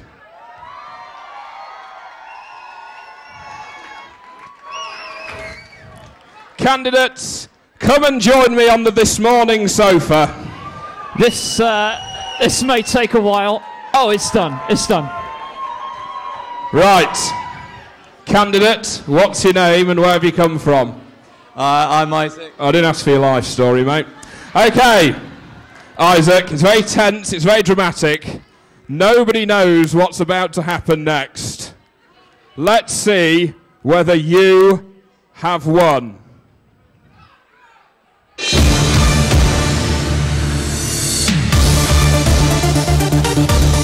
Everybody's feeling very nervous, everyone's feeling very excited. Cheer for your favourite candidate, ladies and gentlemen. Okay, will it be Isaac or will it be Ron? The tension's building. And the winner and your next Societies Officer is Isaac Lee! Play the music, Chris Carter! Isaac, you must be absolutely delighted. Yeah, thank you so much to everyone who voted. I guess you didn't have much choice. I've had such a good week, so thank you to everyone. Thank you to Sam Steiner over there in the middle. He made the video. I absolutely loved it. Thank you to all the candidates this week as well. You've all been so nice to me and helped me through the week. Thank you so much. Ladies and gentlemen, welcome back, and it looks like we've got our next sabbatical position cemented. It's in your nan's favourite sabbatical place, because socks. Thought of that there. Isaac Lee has won. I'm really embarrassed I've just done that. Moving swiftly on from that faux pas, guys, what do we make of Isaac? He's beaten Ron. He's done what, well, I think what we all hoped he would do. He's a great candidate. What do we think of that? Just on his joke, I've seen worse on the memes. It was Isaac for socks or Isaac for shoes. But no, I think his campaign was really good. Like, he had some great policies. I mean, some turned people off. This charity secretary thing was #1 in his campaign. Some people liked that, some people didn't. A lot of the past 2 years have been spent saying that societies need to really like give back to the community and do charity events. But it's even the encouraging. I think a key thing is encouraging non-charitable societies to get involved in charitable sort of pursuits, and I think training these societies on how to do that. We're all part of societies here. We're all students at the university. I don't know if it's a charity you're involved in, but if you're not, I mean, is that something that you think students are interested in? I'd applaud that every time. I think that's a really great policy, and I think you will. It's quite a contentious motion. Whereas there are going to be some societies, non-charitable societies, that think, well, why do I have to do this? This isn't why I signed up to the charity. I'm doing the society. Sorry, they're doing the society because they've got an interest in what that society does. So charity might not necessarily fit in, but I think it is a good thing, and I think it's trying to emulate across campus this idea of giving back, like you said, and I genuinely think it's a really good policy. While some may feel differently, I think the vast majority are going to get behind Isaac in this policy. I think it's a tough one. I'm not sure I'd 100% agree it's a fantastic idea. I think the idea of forcing people to have to do charity. They don't have to. The manifesto doesn't lay it a have to, I don't think. Oh, okay, fair enough. If it's just to get more, okay, encouragement is okay.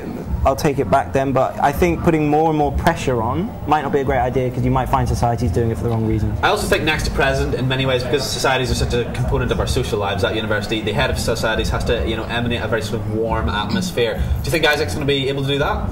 Definitely, yeah, lovely guy, and I think as well he's sort of doing the kind of not trying to, not having posters taken down. He's doing all of that kind of thing as well. It's fantastic. Yes, he's a beautiful man, and I'm sure him and Josh Murray are very happy. We're now going to link back to said Josh Murray, our roving reporter in the field. Thanks, guys. I'm here in the atrium with Alid. We've just heard the news that Isaac Lee will be our next year's Societies Officer. Did you vote for Isaac? Obviously running unopposed, but a great campaign nonetheless. Yeah, on the campaign trail I saw Isaac everywhere. It really surprised me. He obviously really passionate for the role. He said that he didn't want to do the role in justice. So yeah, he campaigned really hard, and he's a fantastic candidate for Societies Officer. Absolutely, probably one of his best policies, a lot of people said, is the multi-year Societies Federation fee, meaning that you pay at the start of your time at uni, for example, and then that's it. You can join societies for the rest of the time. A lot less fuss, and from what I could tell, a lot of people really like that as a policy. Yeah, definitely. There's a lot of people who are really quite infuriated with the membership fee, and that will really help people, because paying it in the first year means that they don't have to worry about it in future years. So that's definitely a vote winner for Isaac. Absolutely. Isaac will be speaking to the anchors in just a little while, but you're obviously here in aid of Aidan, who is running for education in just a little while. How's the campaign week been for you? Yeah, it's been really tiring, as all the candidates would say, but it's been an amazing experience. We've tried to get a face-to-face approach, but yeah, it's been a really tough battle. So whoever gets the education position is going to be a fantastic candidate. So I wish everyone good luck. Everyone has been saying, to be fair, this week that education probably alongside as we look at two possible presidents here. How are we doing, guys? We all right? Absolutely fantastic. Very well. I feel like you've stolen the limelight a little bit from Alid here. Your time will come. Your time will come. Anyway, sorry about that. But education looks like a really closely contested contest this year. Yeah, definitely. All three candidates are their strong point. Carl is definitely he's gained the public's opinion, in terms of his humour. Morris is a fantastic candidate. He's had a lot of experience with Warwick University Summit, and obviously being running for Aidan, he's had a lot of experience in council, and he's got many of his policies really good. So yeah, it's going to be a really tight battle, but hopefully he comes through. But I wish all candidates good luck. All right, cheers. Thanks very much, Alan. Enjoy the rest of your night. Back to Phil and Amy. Ready? Ish. Isaac Lee is here. Ladies and gentlemen, congratulations. Hold up your hand. Is it shaking? Is it okay?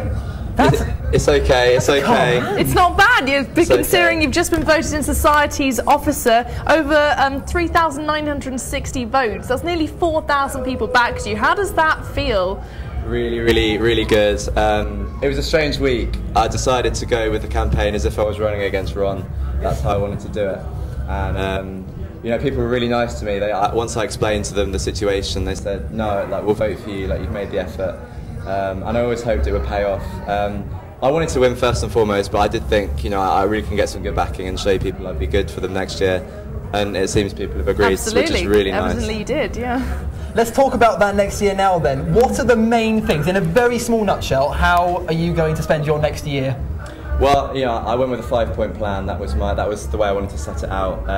Cutting red tape, improving fundraising from non-charity societies, marketing, sponsorship, and stocks fed changes. I really want to do the best I can on all of those, and hopefully it'll go well. Absolutely. Now, I know it's a 5-point plan, they're all brilliant points, but if you had to pick one that you were particularly interested in you know, working really hard for next year, is there one that stands out as something really close to your heart? Yeah, I think with the stocks fed discount, I want to make it so that people can buy a 3-year discount for the start of uni, and then they can say that they've done it and they don't have to pay again. And to a certain society. Yeah, right. And people really responded to that. And I think that's hopefully people nodded and said, yeah, great, that's really exciting. Nodding's always good. That's the positive nodding sign, surely. Nodding and Yeah. smiling is what we like to do. Got to follow up on your background as well, because we've got our cheat sheet here on the iPads.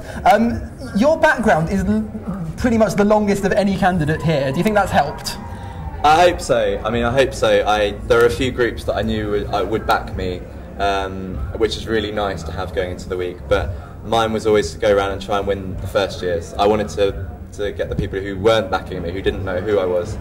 And I think that's, for all the positions, for all the candidates, that's the most important thing in the week. Now, most importantly, do you have anything to say to Ron, your beaten opponent whose feelings must be very hurt right now, R-O-N, you know, and any message to him, the poor...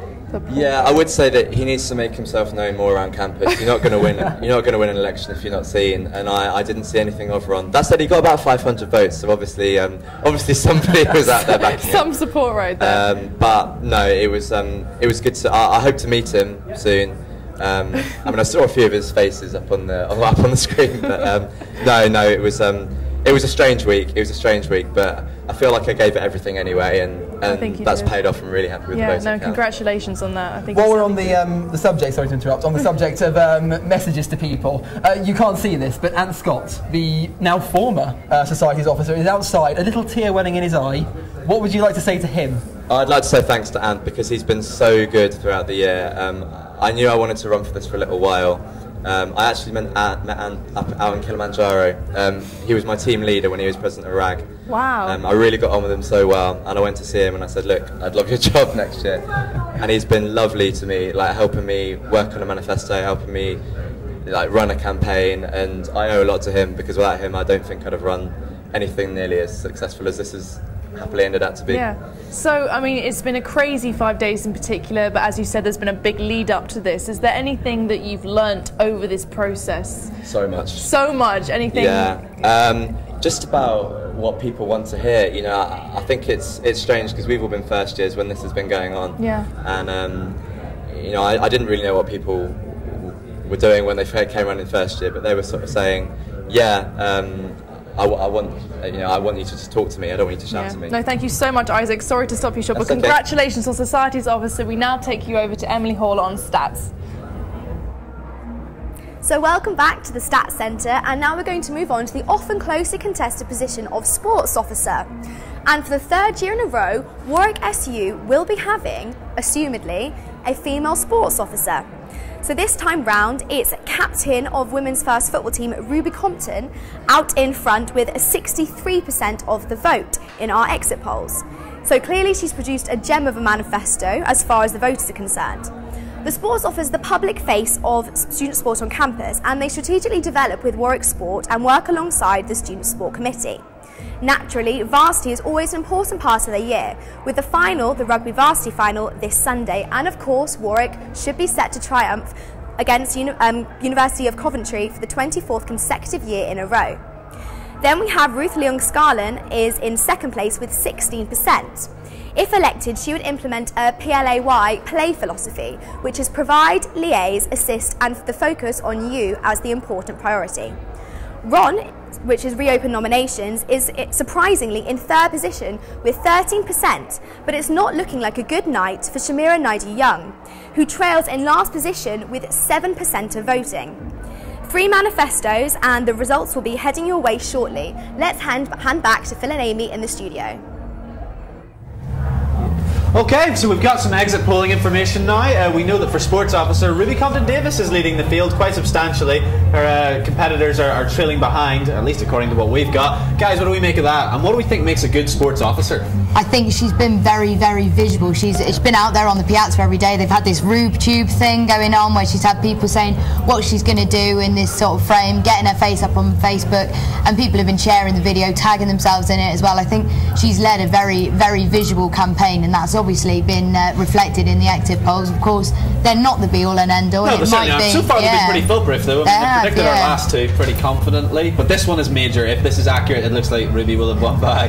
This won't have been a contest, it'll have been a bloodbath. I mean, you're someone who's quite involved with the sports society, I believe, Harry. Yes, I mean, what do you feel? I mean, I can't say I am. I know you look at the body and the physique and you think, oh my god, that guy. You're not a footballer? Not a footballer, no. But what do you think you look for in a sports society? Obviously? I think, given that there's so many sports teams on campus, it's very important that every single sports team feels like they're getting decent representation. And unfortunately, there have been issues over the year, what with sports teams not getting full colours and stuff like that. Dodgeball, don't mean to sound bitter, we've suffered in this way in that we've not had full colours, even though we've had international players. And I think that's something that's very important for a sports officer, to make sure that even those sports teams that maybe aren't quite as serious as others still feel like they're getting decent representation. True, I can believe that. Global Gym Purple Cobras wouldn't take that.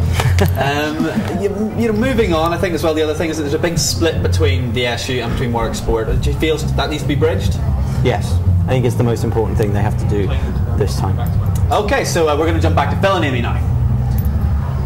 Thanks very much, Dan. We've just interviewed the Society's Officer Isaac Lee, new for 2014, and soon we will be hearing the Sports Officer results. But before that, we're going to update you on what's happening on Twitter. Phil. Loving the Twitter. Hashtag Warwick Votes is where you've got to go for this. Leo Bow gets in touch, former president, and all of the Society's officers as well, congratulating him. Now we cross over to the Copper Rooms for sport. Definitely just to keep sports kit in your office. You never know when you're going to need it. Hi, I'm Shamira and I'm running for Sports Officer. Hi, I'm Ruby and I'm running for Sports. Hi, I'm Ruth and I'm running for Sports.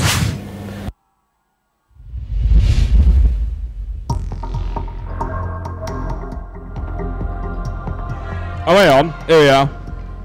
Ladies and gentlemen, I can't help feeling that we've entered the business end of elections results nights 2014. Thank you very much. This gentleman likes my tie. But to business, let's eliminate Ron, who finished in 4th place. Yeah, fuck you, Ron. So, I have the results here. In 3rd place is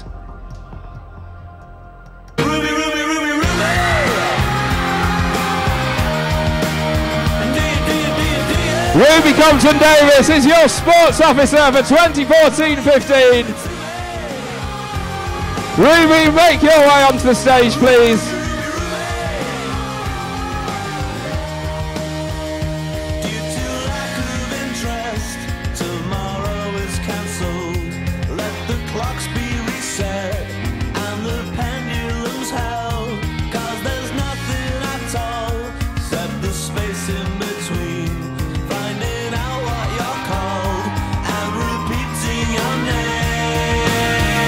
Ruby Compton-Davis.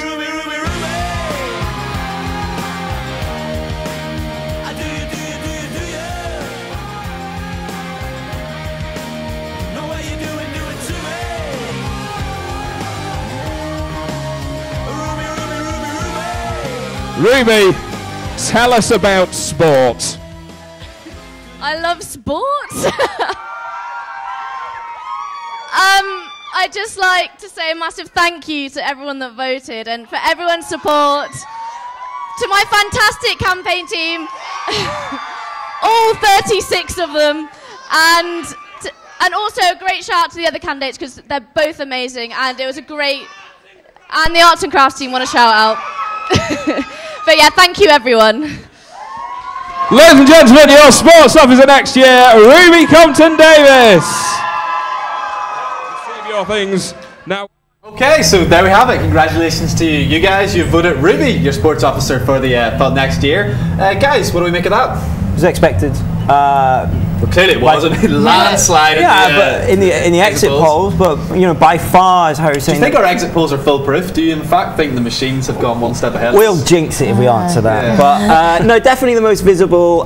Being absolutely honest, now that it's all announced, Ruby was the only one I'd seen a really big presence from. Totally the most visible. Might have just been me. I might have missed the others, but really, Ruby was sort of one of the only options because it was the only one I'd really seen, and that does show. It does play a part. Oh, absolutely. I think without visibility, obviously you can't connect, but I think also when it comes to sports officer, one of the key things must be, obviously we're all sat here, all extremely attractive, but only one of us is an admitted athlete, but it's about engaging with people beyond the sporting contingency, or ensuring that freshers who come in will see that as a viable, you know, pathway to take in university. I mean, do you think she successfully did that, transferred outside of the Warwick Sports and Strata?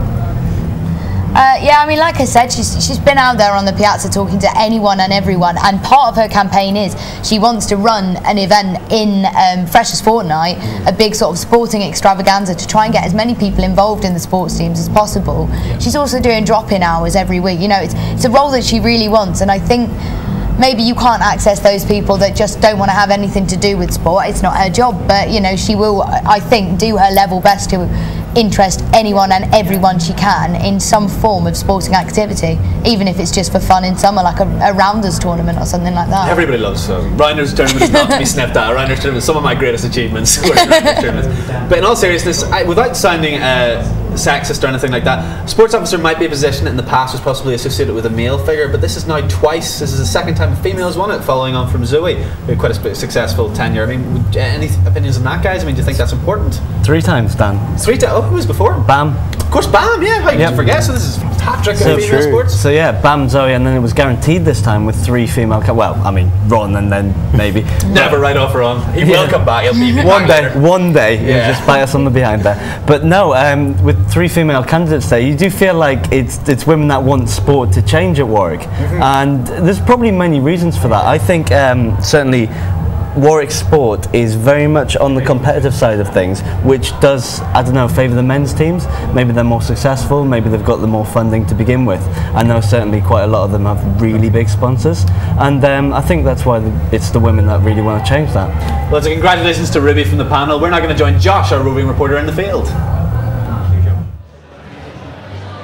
Thanks, Dan. You join us back here in the atrium. I'm here with Kate and Danny. Guys, how are you enjoying the night so far? Having an absolutely fantastic night. We are so psyched for welfare and we're really happy with the results so far. It's been an amazing atmosphere and I really hope that Beba wins. We've just seen that Ruby is our next sports officer. Did you guys vote? But what did you make of her campaign? I thought her campaign was fantastic. I really loved the Rube tube. Like, that was such a brilliant idea. Yeah, and I'm really happy that she's got it. There was definitely a lot of support for her on campus, and I think she'll, you know, well done to her. Definitely. You guys are wearing an unmistakable shade of pink that has made quite an appearance around campus so far this week. I'm assuming you're on Bebe's campaign team. How's the week been for you? The week has been absolutely fantastic. I mean, from 6:30 a.m. on Monday morning, we've been out campaigning. Like, we've been so passionate about this, and I really feel like we've got a big presence on campus, and it's going to do really well, hopefully. But Danny, it's going to be a really close contest. I mean, this is the tightest, a lot of people would say. Welfare. I know, and I think, yes, there is a lot of competition, but I think Bebe is really strong, and I have this feeling that she's going to win. It is. You have been enthusiastic. Any manifesto points in particular that you think set Bebe apart from the rest of the crowd? I really love the financial awareness week, like the fact that she thought of a part-time job fair. I think that's something that a lot of students need, especially when they've got the increased fees. People are struggling with finances, so I think that's a strong manifesto point. And I think the mental health awareness, the fact that she can try and bring a psychiatrist onto campus would be great as well, definitely. Well, thanks guys. You get back in there and you look. Enjoy the rest of your night. We're going to hand back to the anchors in the studio.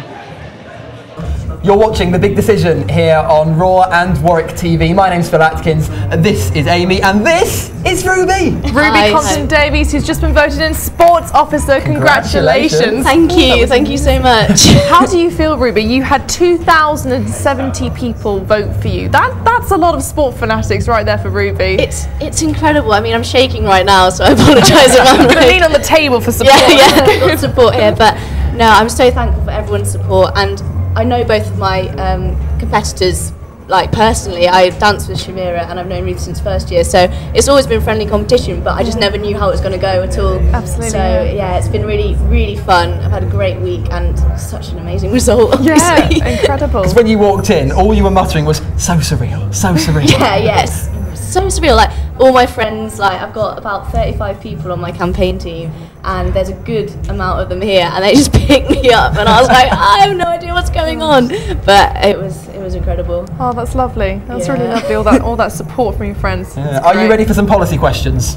Yeah, let's go for it. Dive in. Right. Drop-in sessions. Explain. Yes.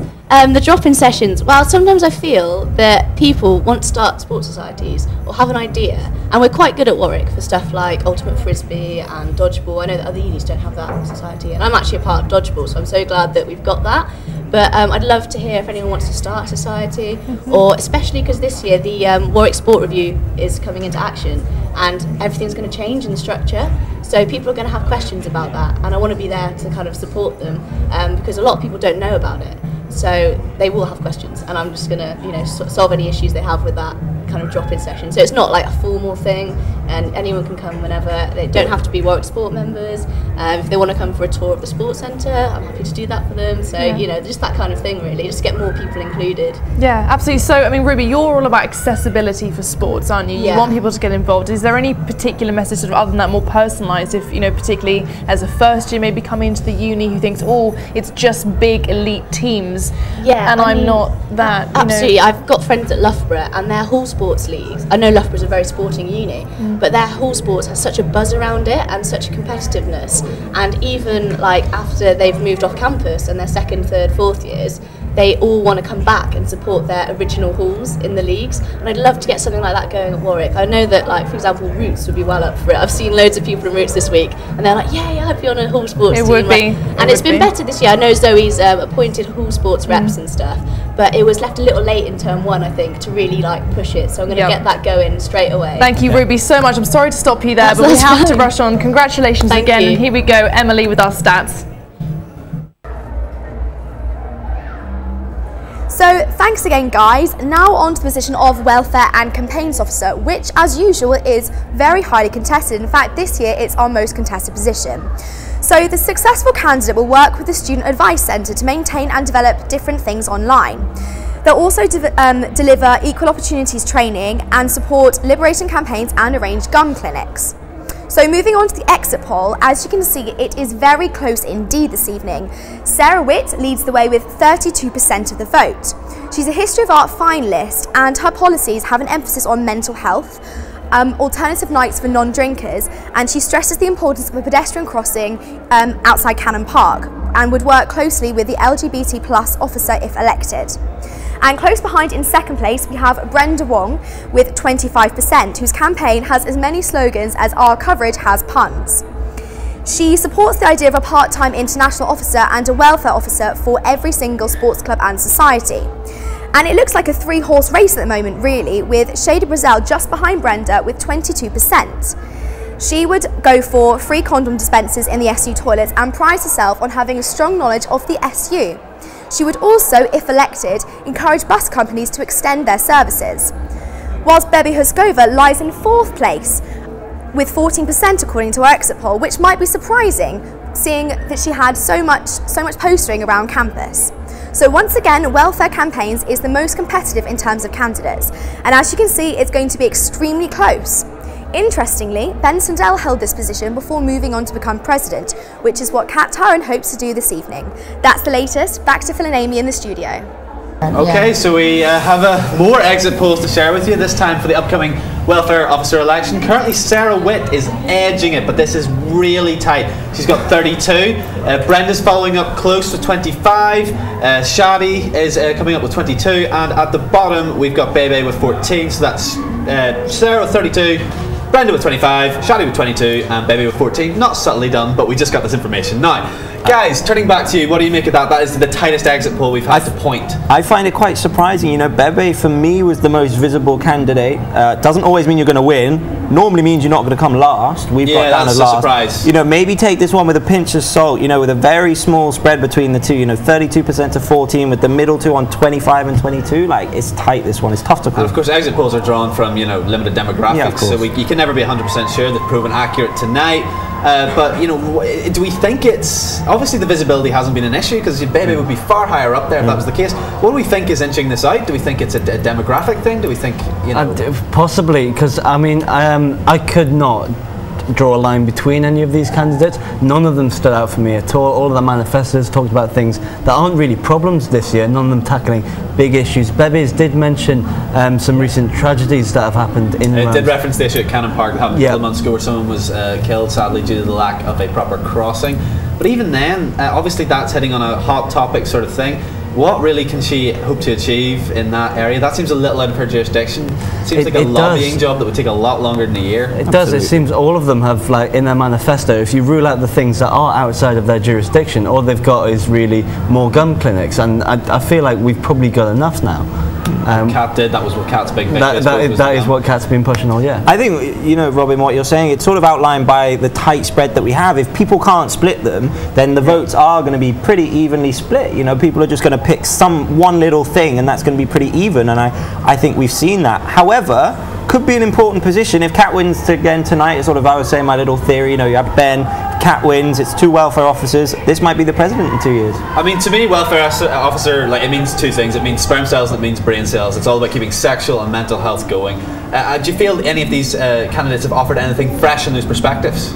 Now, I would argue not, because I think they've all talked about sort of free condoms, all of that kind of thing, but it's what we're hearing at the moment. I think that's reflected in the tight spread. Nobody's been standout original. Okay, we have to start to break with there, Harry. We've got a link with our roving reporter out in the field right now. Thanks, guys. We're being bombarded by choruses of Ruby by the Kaiser Chiefs here in the atrium, which can only mean one thing. Ruby is our new sports officer. I'm joined by Archie and Joey, who are on the campaign team. How chuffed are you two? Oh, it's brilliant. Like, everything's been amazing. It was such a relief to find out she'd won. It's just a great feeling. Joey, it was always going to be a pretty closely contested category, but she seems to have come out well. Yeah, like, the competition this year was amazing. Like, when we were going around all the halls, all we could hear was Ruth Shamira. So just to come out on top against these candidates, it's so good. Ruby's had a very good campaign. What do you think was the best bit? RubeTube was arguably the best bit. RubeTube was a great idea. Came up in the campaign meetings. Can't remember who suggested it, but it's worked out really well. Got loads of people involved. Everyone loved getting filmed in the little RubeTubes, cardboard sign. Yeah, worked out really well. And we had lots of flyers and posters and stuff, but I think Ruby's presence in the kitchens was a big factor as well. What do you think that Ruby's going to do next year, which is sort of going to be the main aspect of her tenure as a sports officer? I think the major clinching factor for Ruby is just she's got such good links with the SU. Like, she's worked there, she goes pop every week, and that's such a big factor of the sports scene. I think it's really those links and the connections that she made, and that's going to make such a difference for the sports scene at Warwick. So I'm excited. Ruby's won now, you guys can relax, but you're going to go back in and enjoy the rest of the night. How's the atmosphere in the copper rooms? I've not been in there myself, a bit jealous. Oh, it was brilliant. I mean, there was a lot of tension leading up to them announcing the result, and then they put on the Kaiser Chiefs song, Ruby, Ruby, Ruby, Ruby, and we all knew it. Speak for yourself, the campaign team all went mental. It was brilliant. I suppose the Kaiser Chiefs song meant it was meant to be, really. You guys go back in there, enjoy the rest of your night. We're going to hand back to the anchors in the studio. Thanks. That was Josh Murray, our roving reporter, and you're watching the Sabbatical Officer Election Results 2014 with Amy Brandis and Phil Atkins. Just to give you a quick recap of the evening's results so far, we've had Andrew Thompson voted in as Postgraduate Officer, Rob Ancorn as Democracy and Development Officer, Isaac Lee has been voted in as Societies Officer, and as Sports Officer Ruby Compton-Davies. So congratulations to those candidates so far. Soon we'll be hearing about the Welfare and Campaigns Officer, Phil. You missed this during all of that, but just outside of the Curiosity Room right now, Ruby, Ruby, Ruby, Ruby. I'm not going to sing it. It's embarrassing. Nevertheless, Kaiser Chiefs being chanted for Ruby Compton-Davies. I'm glad you went there. Get in touch with the hashtag Warwick Votes on Twitter. I quite like this tweet, actually. Good luck to Ron in this election. He tries so hard every year, but just falls short. It's a tragedy, isn't it? And now we go to the Copper Rooms for the Welfare and Campaign Officer results.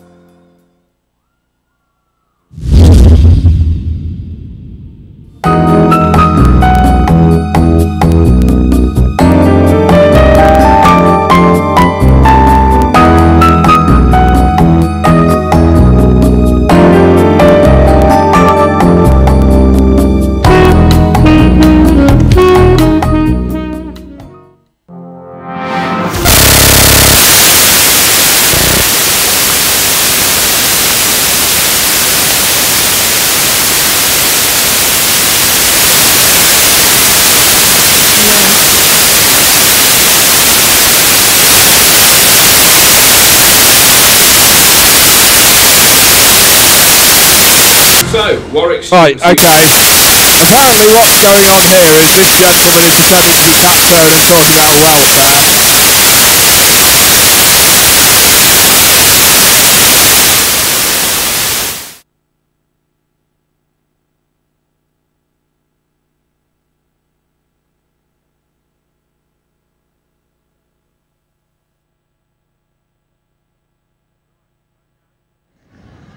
Because we could only fit 4 candidates on the screen, I can tell you that Ron is in 5th. I can also tell you that I know who's won, and I am shitting bricks. So I cannot imagine what it's like for some of you out there, but we shall try and crack on with it forthwith. In 4th place is Brenda Wong.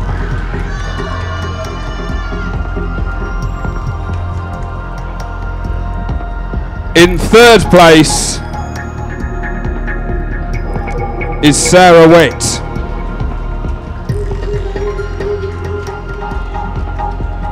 Which means that the winner and your welfare officer for 2014-15 is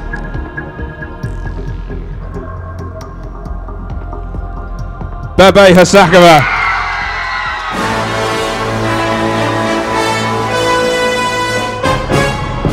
Bebe, make your way to the stage, please. Your welfare officer for next year, ladies and gentlemen.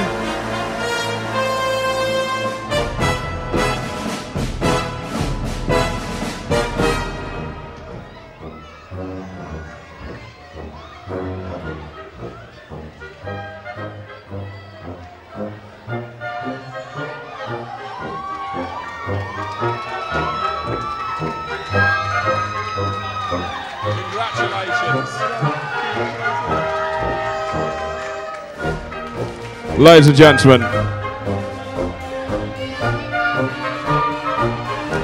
Bebe, you are going to spend the next year of your life dispensing sage advice to the needy of the University of Warwick. I wonder if you'd shower some of that advice on us now. Say something.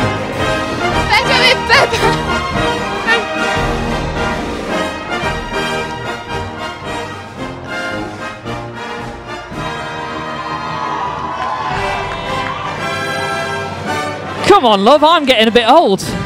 Let's crack on with it. Come on.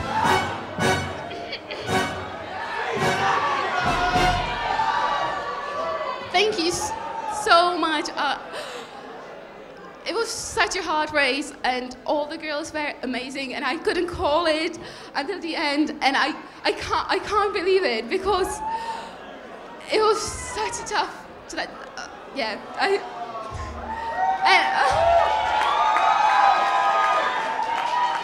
just want to thank my campaign team. They woke up at 5:30 to go on campus for 6:30.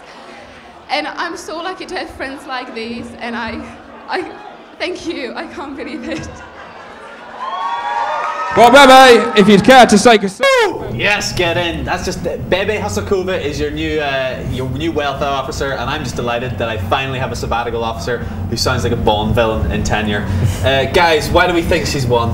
I think visibility, our exit poll was completely wrong, and that's, we talked about it just before it happened. Her campaign was so visible, and it was so surprising. We had her in last, and actually it just shows that in reality, visibility is again a huge part of the campaign, and she's won it. It also underlines the absolute limited spectrum that exit polls have, I think. Because of course Sarah, who was placed as first, came as third. I mean, it's all over the place. I messed that one. We'll move on. Yeah, you did, man. You did. I give you that. In terms of Bebe's policy, we did already discuss that she drew sort of reference to the Cannon Park incident, which I think, personally, my own opinion would be that that's probably out for jurisdiction a little bit. However anyone else feels. I mean, if you want to throw up any thoughts on that. But also, Harry brought up something pretty interesting, that she is thinking of introducing international starter packs.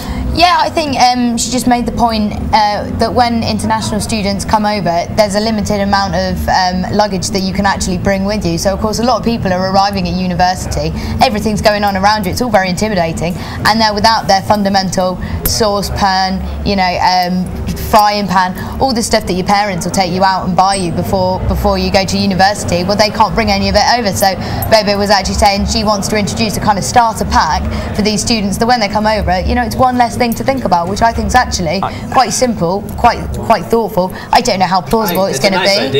Yeah, I think it's a nice idea, but again, I think it's one of those, a manifesto is the sort of headlines, and then now is when the devil's in the detail, sort of the international students, obviously I'm not one, can't comment hugely, but they have an international week where they get all of that help. They get help from the university and the union already, about phones and credit cards and banks and all that, and so, I don't know if they could be given them, they might be prepared for them and they'd have to buy them, I'm not sure, but it's a nice idea. I don't know whether it'll happen. I think more than anything else, it was just that one little thing that set her aside from the other candidates that were all fairly similar at the end of the day, and that was one thing that was just a little bit different that might have swayed it in her favour. Obviously also a very successful incumbent, Kat Turin, who I'm sure will crop up later in conversation, did manage to shoot mental health awareness up for a substantial margin, got the GIM clinics, not GIM clinics. What's a GIM clinic? Words, I mean the GIM clinics did rise, I don't know, but she did manage those very fundamental sort of elements of this job well. Do you think Bebe will continue that? Do you think there's pressure on her to hit the same sort of high mark, or do you think this is like a role you can very much make your own? And obviously porting over the good work Kat did, you don't want all that to go down the tube, that'll be a bit rubbish. That would be terrible. I mean, really, for me, the main welfare cause is mental health, and I think it's a really important thing, especially at university, first time away from home. I mean, she touched upon that for international students, and welcome to England will give you a frying pan and teapot. It's quite appropriate, I think.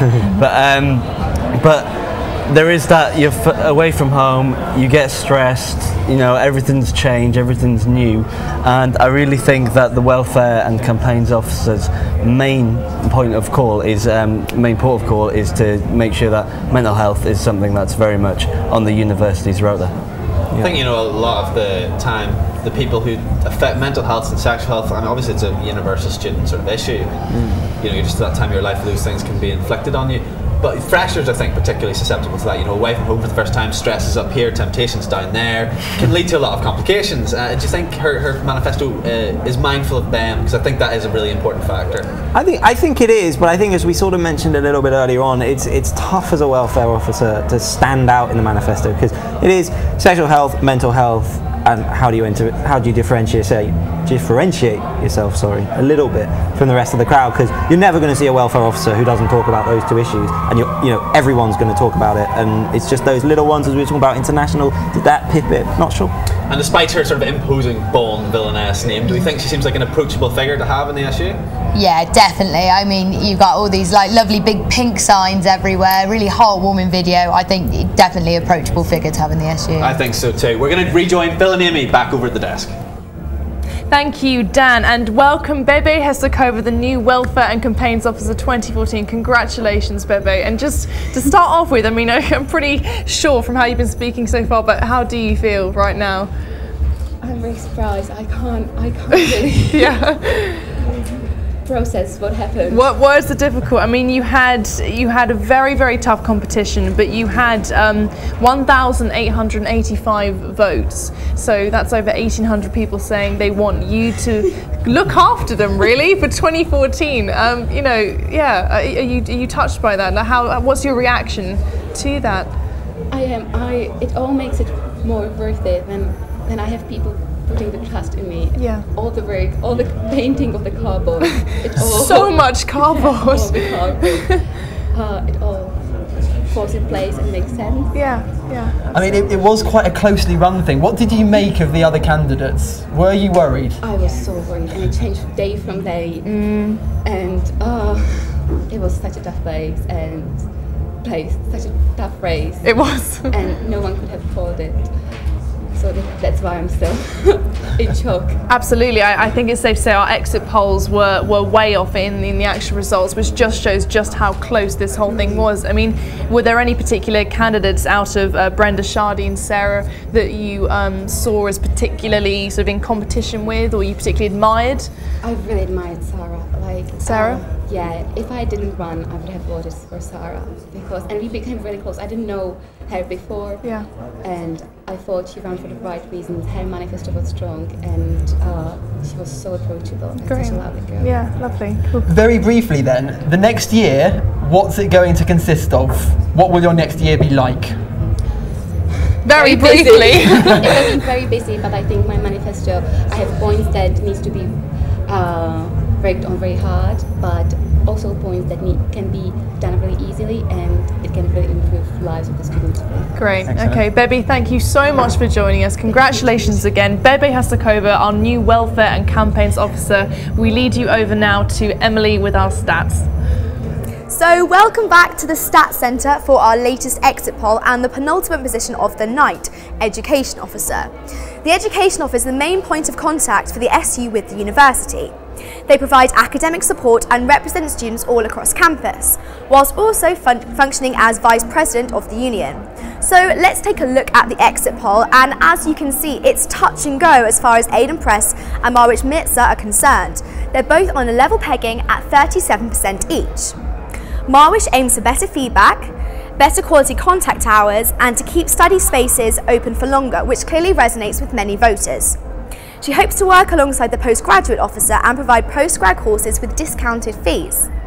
Her stiff competition Aidan Press is academic officer of the Politics Society. He advocates better training for lecturers, free printer credits, and would like to campaign against unpaid internships. Carl Moore, whose manifesto resembles a primary school kid's piece of homework, with his slogan, More for Education, spelt with an artistic J, trails in third position with 19%.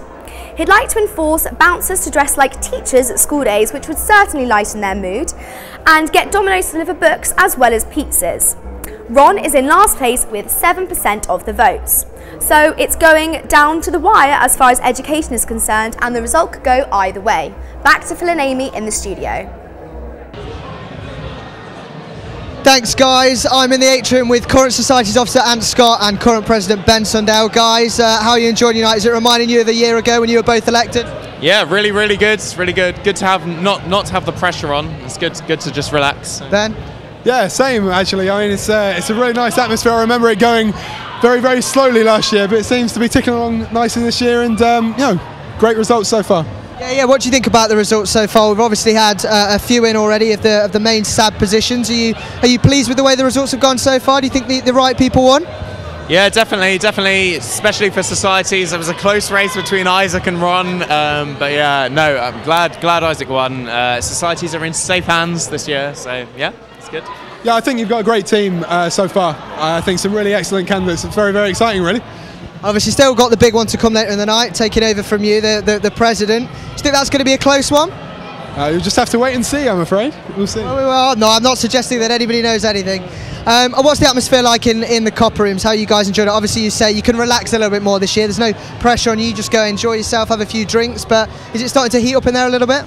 Yeah, definitely. I mean, all the campaign teams are there, so everyone's like really gunning for their candidates. But yeah, no, great atmosphere in there. Yeah, everyone's very positive, which is great. And yeah, good luck to everyone who's left.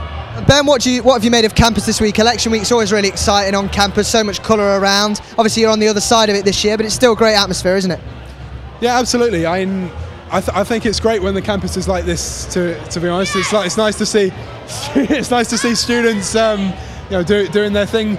Really, I think that's what makes Warwick such a vibrant place. And I think it's the sort of the community aspect about this place which people love. So like, we love it. Election week. It's kind of the 5th one I've seen now, and it's been as good as any. Brilliant. Yeah, some people really clearly having a good time. What advice would you give to people who are going to be in your positions? And obviously Isaac's going to be in your position. Just tell him to enjoy it, I suppose, really. It's going to be a great year ahead for him. Yeah, definitely. I think, I was so surprised when I got the job at how receptive university staff were to my ideas and how keen they were to support students and how interested and passionate they were to support student views. So I just encourage Isaac to just go out there with his big ideas and not hold back and just try and push them through. All right, cheers guys. You go enjoy the rest of your night. We're heading back inside to the panel. Okay, so we've got more exit polls for you guys, and this one's for Education Officer, and it looks like Mawish might be getting hers because she's leading with 41%. Aiden Press coming up with 36, Ron's got 7, and the other candidate falling way behind with 16, sadly, at this juncture. Guys, is it going to be just a race between Aiden and Mawish, or is this more open again like the other one? Comes down, I think, maybe to visibility again. Mawish was the most visible campaign out of the lot. Carl's was not the most serious, perhaps. A manifesto written in crayon, very funny, but policies that aren't really, you can't deliver on them. A drunk step, things like that. It was a bit silly, but fair enough. Some people like to do it. We should say Carl was hit 16, so he is third out of the 3 candidates, leaving aside Ron, which becoming a pattern, sadly, for the man. But and it's interesting that Carl does his manifesto had a slightly humorous slant, to put it gently.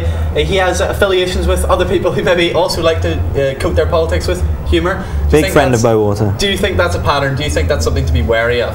Because obviously education's super important. We're here for educational purposes. Yeah, I think that's the issue. I think really it is between Mawish and Aiden at this point, in that everybody had a good laugh over Carl's manifesto. It was really good fun. Some of the politics. I mean, hey, free biscuits and squash at exam period. That sounds great. All of that. But I think your mum would vote for him.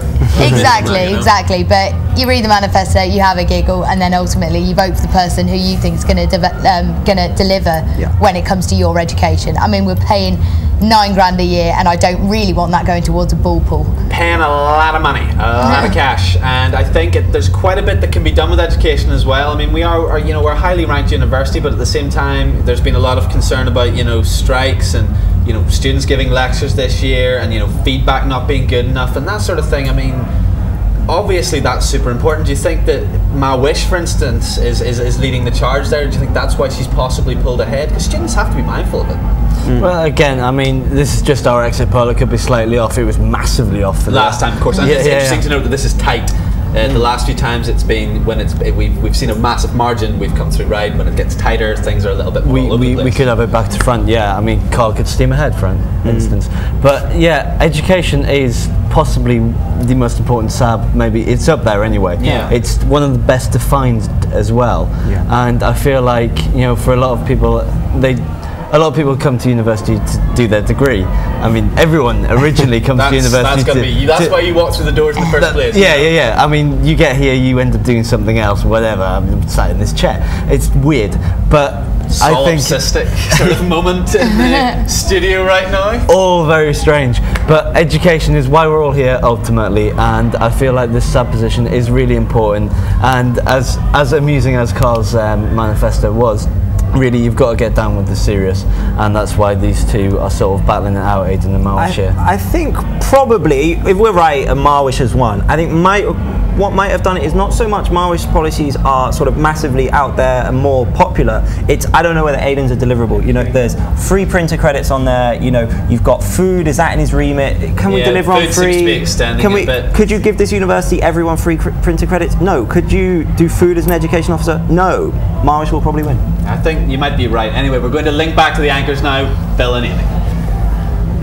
You're watching The Big Decision with Phil Atkins and Amy Brandis, Education and President, the next two results to be mentioned. And just as a quick recap, we've had Andrew Thompson voted in as Postgraduate Officer 2014, Rob Ancorn as Democracy and Development Officer, for Societies Officer Isaac Lee, for Sports Officer Ruby Compton-Davis, and we've just had Bebe Hussov over here for Welfare and Campaigns Officer. Congratulations to those people. We now take you live to the Copper Rooms for the Education Officer results.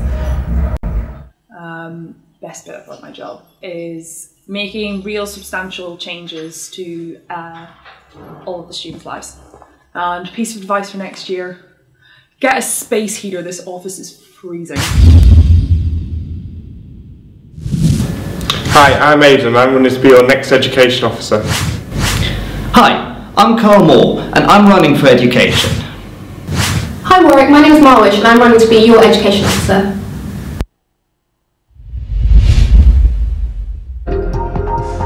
Right, here we go. Our penultimate result of the evening. In fourth place was Ron.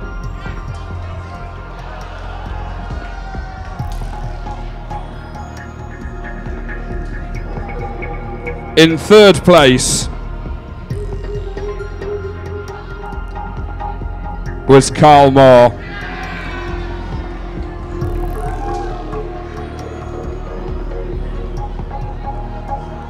Which brings us down to Marwish and Aidan. And the winner and your next education officer is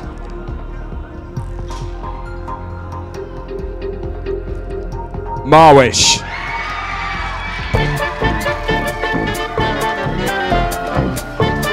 Marwish, make your way to the stage, please.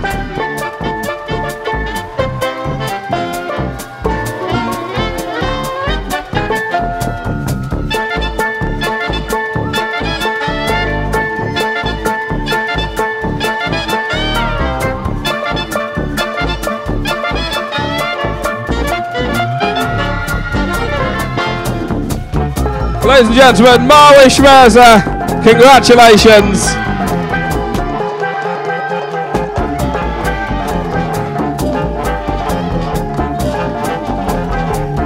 Marwish, say a few very educational words. Thank you so much to everyone who voted for me. Thank you so much. This is so unreal. Thank you so much to Aidan. Thank you so much to Cindy. Thank you so much to the whole campaign team.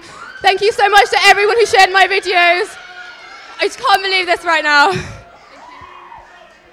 Well, Marwish, as the education officer, you'll be interested in our next set of statistics. Chris, take us over to Stats Corner. Don't be a twat, give us a stat. Chris Carter. Right, so 4 candidates, including the obligatory Ron. Let's take a look at the vote breakdown at round 1. Oh, very close, very close. Ron eliminated with 172, Carl with 550, Aidan 1508. Okay, so we have some breaking news from the Copper Rooms, and it's nothing to do with the elections. We hear that Carl had a pint of purple thrown all over him. Something to remember your time at Warwick by then. There, mate. Enjoy. Anyway, Marwish has won. Again, our elections polls come on point to a point. Unfortunate for Aidan, it seems like it was quite a close fought fight. Yeah. But Marwish has gone ahead in education, and obviously we've already discussed it, very important role. What would you like to see from her in the year ahead? I think she's hit on all the right buttons at the start of her manifesto anyway, you know. you want to see better feedback, you want to see better quality contact hours. It's all on the manifesto. I think you're right on it being a tight race as well. I can't see the exact figures, but on the graph we saw it was very close between Aidan and Marwish. So yeah, it's almost seen as the deputy president role, education, as we were saying, it's certainly the most defined, one of the most important to the students. So it just seems like Marwish ran a good campaign, has strong policies to back it up, and has just pipped Aidan out of it. And obviously it's key, I think, a key role in liaising with the university, because the university are key when it comes to our educations. Again, that's why we're here. Apparently that's what they're providing for us. Do you think there's a need to forge more of a relationship with the university on those grounds? Because I sometimes feel, and again, I have a feeling another candidate's going to bring this subject up a little later. Do you feel there's a depth or a deficit there, that there's a coolness or an inability to connect that we maybe need to resolve? Yeah, I think there definitely is a slight gap, as it were, that needs bridging between the university and the student union. And I think Marwish, you know, she's probably gonna do a good job of this. I think it's very important that it does happen, because ultimately that's where all the big decisions are made. We can only sort of campaign. Yeah, I think definitely that's a bridge that does need to be forged, and I genuinely think Marwish could stand a good chance of doing this. And I think, you know, obviously feedback and that sort of stuff, and improving the quality of lectures, that's also something that tends to feed into the President's manifesto, because it is such a broad and appealing sort of factor to students. Do you reckon there's a lot of collaboration needed there between the education officer and the President? Oh yeah, definitely. I mean, basically the President's job is to head anything any of the other SABs want doing, is to be the figurehead and to be there as extra support. I'm not sure quite what else the President does, like officially. It comes under their jurisdiction other than to back up everyone else. And I think that education is that important issue. You know, it's up there with the mental health that we were talking about so much when welfare was on. That, you know, it affects every single student, and that's why it's something that really needs to be this closely fought. I think on your point about forging closer ties, you know, some people have raised this issue with me. I find it quite interesting. You know, a lot of the SABs sit on committees at Warwick, which is not necessarily the case at all unis, and that's good. But then someone else said to me, you know, if you want to bring someone under your wing, give them the office closest to you. So you don't know whether sometimes the officers sit on these committees and are dissuaded away from their manifesto by the university. So sometimes, yes, closer ties are needed, but it's also important that the union really maintains their authority on those committees, because there's no point being invited into the room if you're not going to be able to fight for the, you know, the things you put on your manifesto. Sure, no, and do you think there's any particular reason why maybe Ian, who's got close and clearly had some sort of lustre and appeal, hasn't quite been able to push forward and take this one? I think it is the all-important kind of, you know, what you see of him, and I think maybe he just wasn't quite at the forefront in the same way Marwish was. Yeah, no, I think that's probably fair to say. I think visibility is again key. Marwish has got hers, and we're about to jump over to our roving reporter in the field. Thanks guys, I'm here with Aidan, who has been campaigning for Marwish. She's just been elected Education Officer for next year. How chuffed are you? I'm so thrilled. I mean, I've just been campaigning, you know, 10 hours a day, 5 days. I'm so pleased. I mean, to be honest, like, I just really care about our students' union, and I really do think that Marwish is the best education officer that we could have. It was a really close run thing, I think, between Marwish and Aidan. Aidan was a fantastic candidate as well, but Marwish deserved to win in your eyes? No, I mean, I think Aidan is a good candidate. That's why, I was quite, I've been going around kitchens. I thought that, to be honest, I was quite worried. I thought it could go either way. I'm just so pleased that the chips have fallen the way they've fallen, because I really do think that Warwick students are going to feel the benefit next year of having Marwish as their education officer, and in years to come. What policy of hers stands out for you the most? What do you think is going to have the biggest impact over the next 12 months? Okay, well, one change, I do American Studies, which is in the history department. Over the past 4 years, I'm a 4th year student, a change has been a move from having feedback just being given, written on your essay, to being written, to being basically having a tutor who has a meeting with you and you get your feedback from them. Marwish wants to try and roll that out across the humanities department, and I really, and social sciences, and I really think, personally, for me, that is the thing that would have made a huge difference. All right, cheers Aidan, thanks very much. Go and enjoy the rest of your night. Back over to the anchors, Phil and Amy. You're watching The Big Decision. My name's Phil, this is Amy, and this is Marwish, Education Officer. Welcome. Congratulations, Marwish. How do you feel right now? I actually don't feel anything right now. Just a bit numb, a bit so numb. shocked right now. You had 1,830 votes for you. I mean, that's nearly 2,000 people. Extraordinary turnout and support for you for education. So, I mean, is there anything you want to say to those people who've helped you get to this position today? I just want to say, like from the bottom of my heart, a huge thank you to everyone who voted for me, who took a second to smile at me, who sent me messages of support, who, you know, like just stood through my kitchen door, who like endured my lecture shout-outs, just absolutely everyone who voted for me and who shared my videos on Facebook and sent me like support. I can't thank them. I just cannot thank people enough. I'm sorry I'm so out of it right now. No, we can see how grateful you are, definitely. Yeah. Can we talk about your competition? Because were you ever worried about them at any point? Because it ended up being quite close. It was very close. I was so worried. I think Aidan was an incredible candidate. I think he has everything to be proud of right now. Before, when I first arrived, I didn't even want to be here. I was just so scared that I would definitely lose. So I think he's ran an excellent campaign, and I have nothing but good things to say about him. Great, yeah. And are there any particular policies that you're looking forward to? I mean, you've got an open door policy for one in terms of student to teacher and that kind of thing. Is there anything that you yourself are particularly excited about or anticipant of over the next year? Well, like one of the things I think that like when I was talking to people often, a lot of them didn't know what the SU did or where the SAB officers, like their officers were. So, and I remember talking to people, and a lot of them were so surprised, and you know they seemed genuinely interested, like they wanted to know. And some people expressed a few kind of difficulties with their course, and they hadn't spoken to anyone else about it before. So one of the things I'm really looking forward to is making this more publicised, and you know, and I continuously said throughout my campaign, I won't disappear if you elect me. So all those societies that I did shout outs at, or you know all those people that I met, I want to get back in touch with them once I'm in my position and say, you know, I'm always like my door is always open for you, and I really want to hear what you have to say. Yeah, no, it's really lovely to hear that kind of "you can trust me" type slogan, that I'm not going to just disappear behind closed doors and admin offices. You're going to be there as a presence. Absolutely, I really hope I do that. Yeah. Marwish, many congratulations. Thank you very much. I'm so sorry. I'm so. No, you're doing a stellar job right now. It might be getting a bit more emotional though. Emily has now got the exit polls for the presidential role.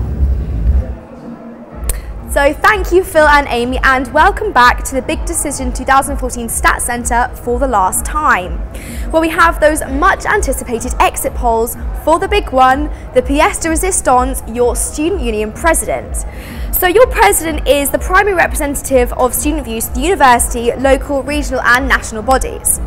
And despite the fact that it's perhaps not as controversial and contested as last year's campaign, it has still been an intensely fought campaign, and now the waiting is over. So we've got 3 candidates, 3 manifestos, and nothing more any of the candidates can do. So with more than half the votes, at 61%, we have Kat Turren, and she's the incumbent welfare and campaigns officer. For her, experience matters, and this campaign for president and her campaign in general has centred around what she's achieved over the past 12 months since this night in 2013. She aims to run popular mental health campaigns, promote sexual health and ensure students are better informed about student welfare. And she aims to continue this as SU President by getting everyone involved as much as possible in the union, getting more rehearsal space for societies and reaching out to international students with the reappointment of a part-time international students officer. She also aims to promote student participation in national politics this year with the general elections in May 2015. If successful, she'll be our first female president for 8 years. Coincidentally, the last female SU president was also called Kat. Aaron Bowater is also he's got 33%, which is roughly half of what Kat has, on his 3rd attempt as president. He's a notoriously colourful candidate with a unique approach to the campaign process. He notably avoids the heat by staying out of kitchens and abandoning hall tours. But does his Baywatch spoof look likely to save his democratic dream from drowning? He gets a respectable chunk of the vote, and he perhaps is indeed bigger and better, but his promises of unlimited Tesco trolleys on campus and Greg's and Gin's Cafe on campus as well may remain a distant dream. Tied to the bottom of the table with Ron, with 3% for both Ron and Diodone Munir-Barenzi's anger vote, and palpable disappointment with the university, particularly with the history department. He hasn't ignited the passion of voters, leaving his hopes of presidency considerably damaged. He promised, in fact, in his manifesto to extend it, but that was never carried out. Apart from his ambition of inviting no... Still getting battered. I mean, are these exit polls, you know, predictable, or do you think, I mean, did Diodon ever really stand a chance? That's the key talking point. He never stood a chance, and, you know, I think the biggest issue is he going to get beaten by Ron? I think there's a big chance he can. We've got them level in the exit polls. You know, who knows how it'll turn out. I hope not for him, because he put some of his own effort into the campaign. It's always annoying to get beaten by Ron. But I think the chief criticism you can make of Diodon's campaign is that it is effortless. There's nothing there. There's no policy, really. Yeah. I mean, it's come from somebody who's very disillusioned, obviously, with his university experience so far, and essentially it is an angry, campaign. But angry, I believe. Yeah, he even said, yeah. But there's nothing behind it. There's no real. Okay, if I get elected, here are my policies. There's nothing really for people to put their faith into. So while he may be representative of people's disappointment in what has been their experience so far, there's nothing for them to go, okay, I'm disappointed and this is the guy to vote for to get it to change. You've also got to remember that often Bowater does really well on second preferences. So you see him last year, you know, when the more serious candidates get knocked out, Bowater rises up. There is only 3 of them this time, so Cat probably has a lot of the first preference votes, and we're saying Bowater right down at 33%. That's probably because, you know, he didn't pick any second preferences up from Diodon if he only got 3%. That's true. I mean, yeah, that puts Bowater in a completely different dynamic, and I also think Diodon, in his own way, is putting forward a very unconventional campaign, which sort of detracts from the novelty of Bowater, if there is indeed any novelty left there. Returning to Diodon a bit, though, I think he is the person who I think is going to, you know, be less relevant very soon. But do you think he's sort of? Do you think loquacious vitriol replaces a manifesto? Do you think that can carry any weight? No. Clearly not. No, fair enough. Well, that solves that absolutely brilliantly. Short and sweet. And that's perfect. We're going over to our roving reporter in the field now. Thanks, Dan. I'm here with Miguel and Amy in the atrium. We're eagerly awaiting the election of our new SU president for 2014-15. Guys, I suppose a lot of people watching might not know exactly what the role of a president really is. Do you guys sort of understand it a little bit? Do you guys think it's an important role? I think it's an absolutely essential role. We're here at Warwick. We're very privileged to have very strong representation with the university and many of the university committees. And the president plays a key role in terms of his external affairs with the university, but also fundamentally the fact that it's got so much liberty in its role. His job description in comparison to the other SAB roles is relatively free, and that gives him or her a lot of flexibility to act in what they feel are the priority issues for students, and that is a really key position therefore. Yeah, I'm not completely convinced we do actually need a president. There's a lot of SUs that get by without one. So, for example, the education officer might take the role of president. That could be the figurehead. I do appreciate having a figurehead, but whether that has to be a separate role, I'm not quite convinced, to be honest. Is it perhaps, as Miguel said, it's the freedom? You know, they're not necessarily assigned specifically a role as the other 6 SABs are. Perhaps it gives them freedom to sort of almost dip their toes into the other sections. I'm not convinced that we need that, to be honest. I mean, the education officer surely has views of their own that they could impart on other sabbatical officers. So I'm not completely convinced we need that. I do like having the figurehead, but let's make that somebody else, I believe. Miguel, what policies have stood out for you from the presidential candidates tonight? Any that you think are really good that could push one or the other to success tonight? Well, I think that CAT has done some really good focus on how we can help students save money, and also how their mental health and other sort of issues can, you know, how we, as a union, we can help them tackle those issues. And I feel like she's got a really strong grasp of how we can make students' lives better here at Warwick. And I do hope she wins. Aaron Bowater's running for a 3rd consecutive year. Amy, do you think he's got a shot this year? Absolutely, yeah. I really hope so. I think it'd be great to have Aaron as president of the SU. There we go. Thanks very much, guys. You enjoy the rest of your night. Back inside to Amy and Phil. Thank you, Joshua Murray, our roving reporter from the field. Tension is rising. Our student union president is about to be announced, but before that, Twitter. What's going on, Phil? Love Twitter. Hashtag Warwick votes. Rachel says, Ron may be the only candidate to have run more times than Bowater. Fair point, to be fair. Bowater can do this, says Ben. Leo Bow, the former president, as well, getting in touch, wishing everybody well. It's going to be very, very close. If you want to get involved in the discussion, hashtag Warwick votes. Yes, and we will soon be announcing the president of the student union in the copper rooms. So excuse me, I'm really looking forward to that. We've got 3 candidates, all with support from different areas across the student body, so it's going to be a really tough one. I think everybody's put up a magnificent campaign, and yeah, I'm really looking forward to the results. So without further ado, we take you now to the copper rooms in a moment, actually. And, I love live telly. I love it, television. I feel like a seesaw. We've got any more tweets to keep us going? Because of tension, yeah. Because of tension. To be fair, on Twitter, if we're talking about tension, people who say this is the tensest thing ever. Harrison, Nathan, Benjamin gets in touch, as does Charlie. It is getting very, very tense. We are going to cross now live, honest, to get the presidential results from the copper rooms.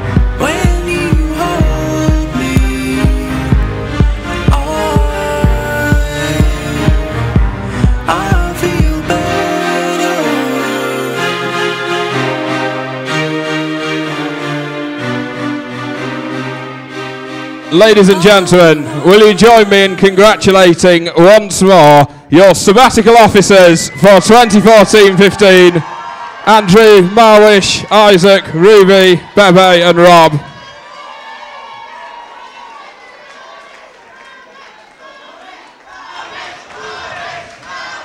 Rob, has the tension, the drama and the nervousness in the minutes immediately leading up to the announcement of your victory really settled in yet?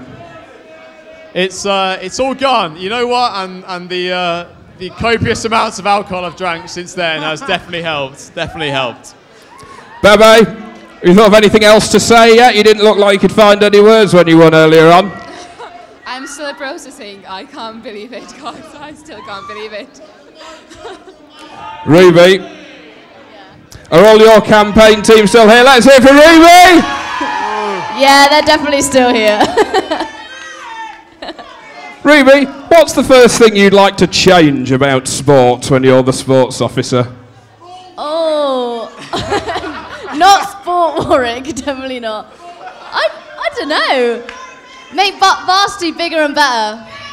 Hey, what's the score in varsity, by the way? Have they lost yet? Isaac, I think we didn't manage to get this in. Such was the euphoria of your victory. A word for your competitors, please. Yeah, just show your face around campus more. I didn't see anything of Ron. No, thank you everyone for being so lovely. There's a lot of really nice people at work. I found out that this week. Marwish, you've been the most recently elected. I think you've also had pretty much the closest winning margin. Did you think it was going to be that difficult? I definitely did, and I think Aidan ran an amazing campaign, and I think he should be very proud of everything he did. So yeah. And Tomo, you've had the longest to let it sink in. Has it sunk in properly? No, Tom, it still hasn't. I'll tell you now. Glad to get it out of the way first. Can we all give Tom Davies a big round of applause as well? He's done fantastic tonight.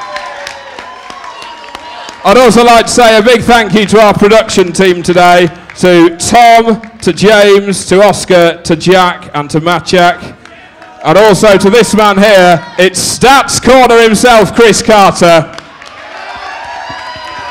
And also a big hands to Cosmo and his team for organising election week this week.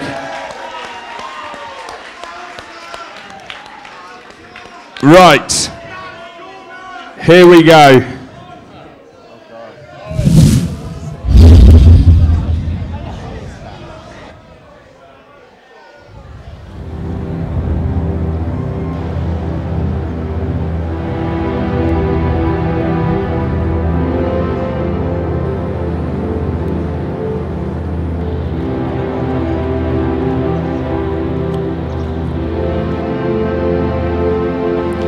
been here before. Last year's presidential election was a bloody and brutal affair. Ultimately, of course, Frew was defeated by our current president, Ben Sundell. And this year, the question on everyone's lips is whether Sundell can win an historic third term in office. The answer, of course, is no, because of various pieces of legislation which prevent any individual from becoming a sabbatical officer for more than 2 years. But over the course of the last few years at Warwick, we've seen some quite remarkable presidential candidates. Who can forget Benita Meta's Elections Anthem, which won so many hearts and minds over the course of the week? Vote Benita, vote Benita. And then there was Tan Moi Sen with his fantastic policy of vote for me and let's have a great year together. And of course, who can forget Alexander Di Massio, who, when asked a question at Candidates Question Time, responded with, "How dare you address me, you Irish bastard." But there is, of course, one manifesto that towers over them all.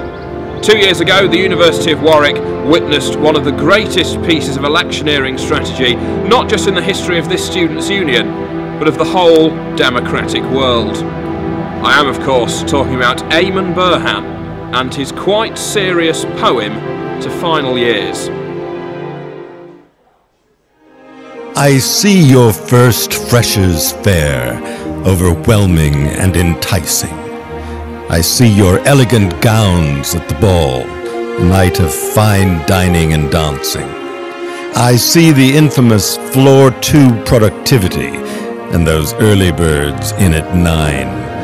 I see you in the zone on floor 5 and the short library loan fine. I see the amazing year abroad and the final year highlights. I see your passion for human rights and deep discussions late at night. I see the breakups and the makeups and job application stress. I see the Christmas dinners and when everyone feels blessed. I see your victory at varsity and when your dream job comes true. I see the money saving and when student loans come through. I see you're ready to leave, turn to the next page.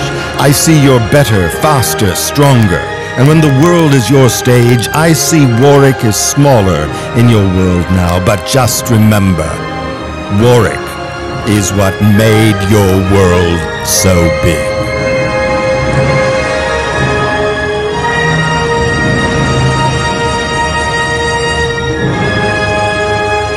You are the guardian of those coming shortly, of just how great uni life can be. Now, if you see and care, vote for a president fair and square.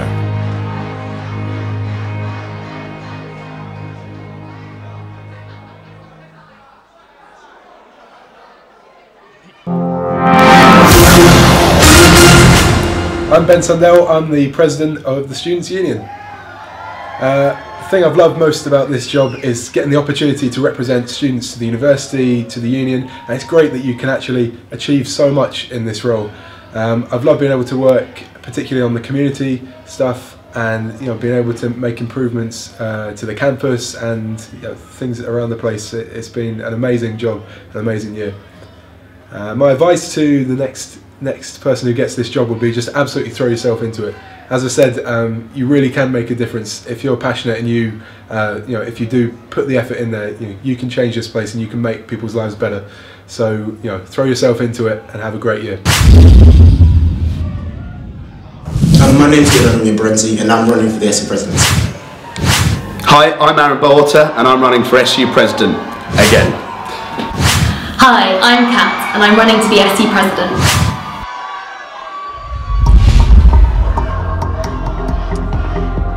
Okay,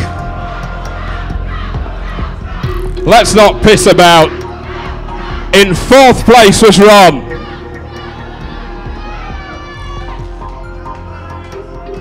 And he's been a fantastic first timer. In 3rd place was Diodon Munya-Barenzi.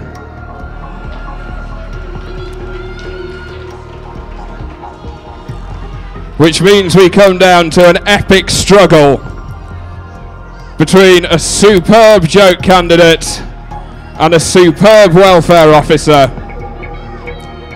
But there can only be one winner.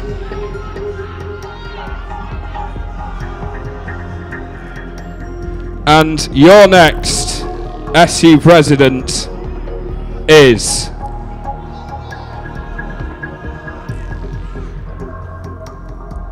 Kat Turin.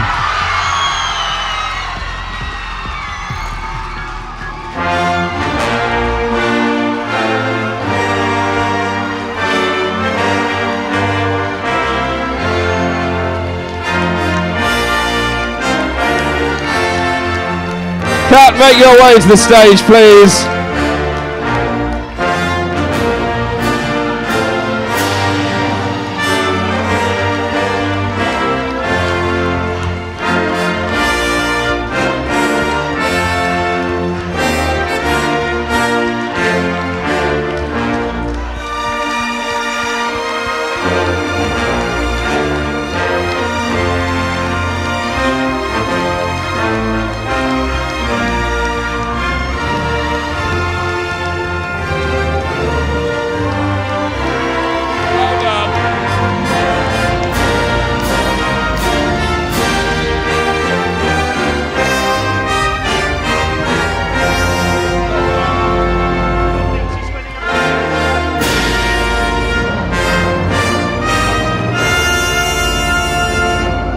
Ladies and gentlemen, your next SU president, Kat Turin.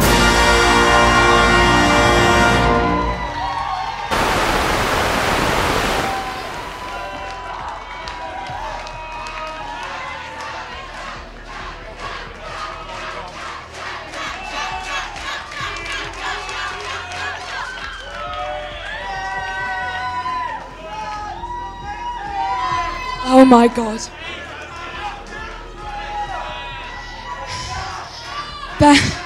There are a few people here tonight who knew me in first year when I was 19, and they wouldn't have predicted that I would be standing up on stage today and saying that I was your SU president. Not that I am yet, because the current SU president is Ben Sundell, and the only reason that I would even have a dream of running for SU president is because Ben has been the most inspiring person I've ever met in my life.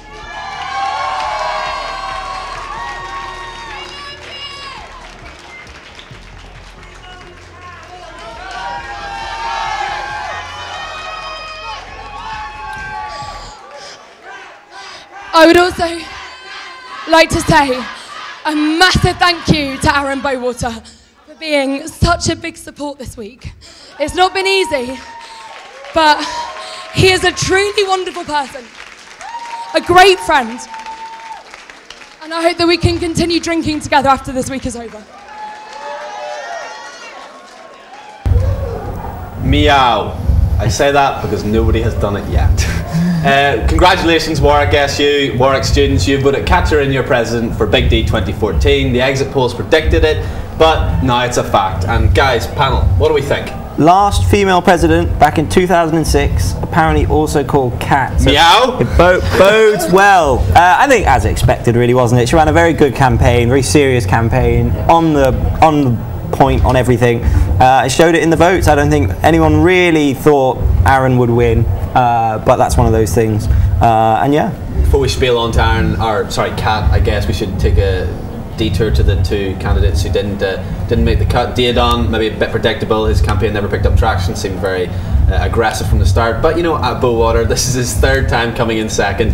You know, there's only so many silvers you can bring home before your mum says, I don't care if you compete it, bring home a gold. You know what I mean? You must begin to feel a bit irritated at a point. Do you think what will his feeling about this be? I'm sure Bowater is fine with it. This is now 3 seconds in presidential elections in a row. That is quite a feat. Yeah. And for him, sorry to interrupt. For him, I think that is winning to an extent. You know, Warwick isn't going to elect a sort of really funny candidate who, for the last 2 years, hasn't had a serious policy to, you know, string together. Yeah. This year he has, and he's probably still perceived as the funny guy. So I think for him, second is the best he can do, and the fact that he keeps doing it I think for him is a victory.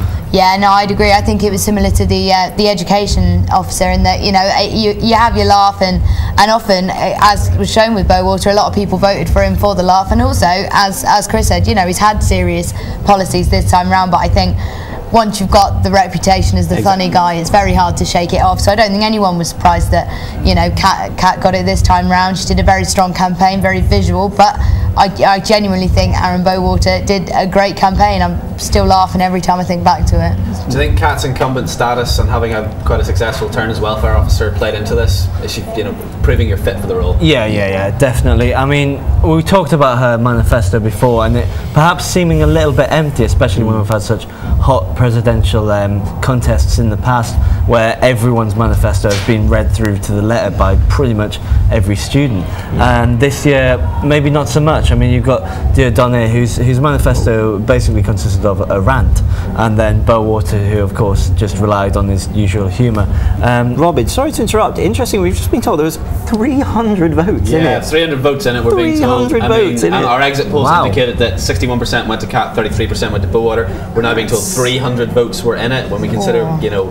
That's tiny. So that's on the final round, the AV system. Yeah, everything down. I think, from what we've been told, that is a tight... So, I mean, again, I actually think deep down what Harry said earlier on and what, you know, Chris said, that Bowater, the best victory he can have is that, exactly, getting that level of approval without having to actually do that heavy lifting next year.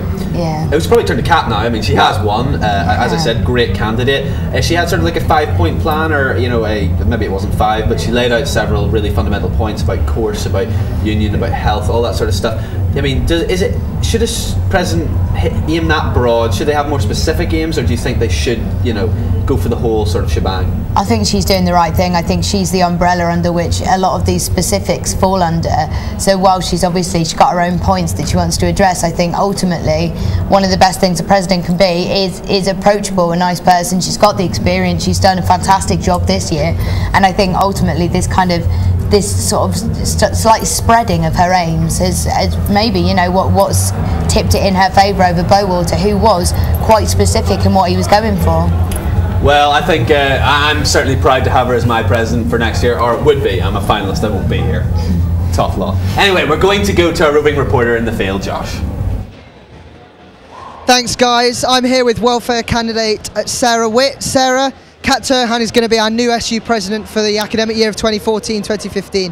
Does she deserve it, do you think? Oh, definitely. I think Kat's amazing. She had the best policies, and I think she's going to do a great job. So I'm really proud of her. I'm really impressed. Her campaign was all run about the fact that experience counts, and clearly the voters have said, yes, it does. No, it definitely does, and I think she conveyed that to everyone, and like, she's been an amazing welfare and campaigns officer, and I think she's just going to carry that on, and I'm really impressed. She had some brilliant manifesto policies. Were there any that stuck out for you in particular? She wants to do a lot about sort of housing, mental health. She basically just almost had something for everywhere, didn't she? Yeah, I think that's what made her so amazing, is that, I mean, I particularly like what she said about mental health. She had so many policies relating to it. I think it's so important, especially at uni, because a lot of people struggle with stuff like that, and I think she's great. So well done, Kat. And as you say, she's done a great job as welfare officer. Do you think that people have seen that and said, well, if she can do that, then we want to sort of take her, see what she does as president? Yeah, exactly. I think she excelled herself as welfare and campaigns officer, so I think people were just like, yeah, she'll be great at president as well. And she's the first woman president in ages. This is great. And finally, commiserations that you didn't win, but have you enjoyed the campaign week? I mean, considering I came into this quite an unknown person, I did myself proud, and I'm so happy I did it. I learnt so much, and thank you very much for letting me speak to you. Thanks very much for speaking to us. Have a good rest of the night. We're going to head over to an interview now with your new SU president. Back to Phil and Amy. It's the big decision 2014 with Phil Atkins, Amy Brandis, and an SU president. Kat Turhan has been voted our SU president. Congratulations, Kat. How do you feel right now? Overwhelmed, surprised, shocked. A lot of words similar to that. A lot of words similar to that. It's fine, we can all imagine it. Bowater must be gutted. It was close, wasn't it? Less than 300 votes in the final polls. Yeah, I mean, Bowater's been such a big support this week. Like, Aaron is such a nice guy. It's not been easy, and I don't know. It's sorry, I'm not really articulating myself very well right now. I don't think he is gutted. I think he is happy for me. That's such a lovely position to be in. Right, so you've been voted the president. You are the president of the SU. Is there anything that you want to say to the people out there who have supported you through this week and before that? Thank you so much. I honestly didn't think it would happen, but I guess a lot of people did. So there's that. Absolutely, yeah. Okay, should we go policy? Ready? Very quickly, in a nutshell. Go. The next year, what's going to happen? What's going to happen? We're going to see more study space. We're going to see the university being lobbied for a cap on international students' fees. We're going to see us working together, the union and the university, on lobbying the bus service, so we actually get better buses in the morning. We're going to see students getting help managing their money, and we're going to see students feeling more confident about leaving Warwick and going into the future. That's what we're going to see. And out of all of that, all that you've worked towards, what is the one thing, if there is one thing, that you're going to be particularly personally excited about and going to be really, really behind? Is there anything that stands out as something that you're really eager to kind of get onto and push for? I think the thing that I'm most excited about is making the union more accessible, making the officers more visible. We've got such an attractive SAB team this year. We should be seeing them more often. Honestly, I think we're going to see a lot more of the SAB team. We're going to see them being more visible. Good. More accessible, more visible. Kat, congratulations. Really, from the bottom of our hearts for both of us. This is Kat's turn. We now go, I think, is it to our roving reporter? No, not Emily. Emily. With our stats. I'm too excited. Emily with stats. Thanks guys, and what a night it has been, entirely unsurprisingly at the Big Decision 2014. We've seen a couple of shocks, and we have a woman majority SAB team yet again, and a new student president. We were spot on about some of the exit polls and others not so much, but of course that's student politics. I've been Emily Haller, good night, you stay classy Warwick. Thanks guys, it's been a pleasure to be here tonight to bring you all of the reaction here from the SU Atrium, but tonight from the Officers Elections 2014 here from the SU Atrium, it's goodbye from me. Well, that's it, that's the Big Decision. Guys, happy with how it went? Yeah, I think sort of my final word would be as expected throughout the night. Yeah, no, I'd agree with that. I think definitely worthy candidates every time elected. Massive congratulations to them. Yeah, I can't wait to see what they do with their year. I think it's a very interesting poll. So from us, the panel, that's it.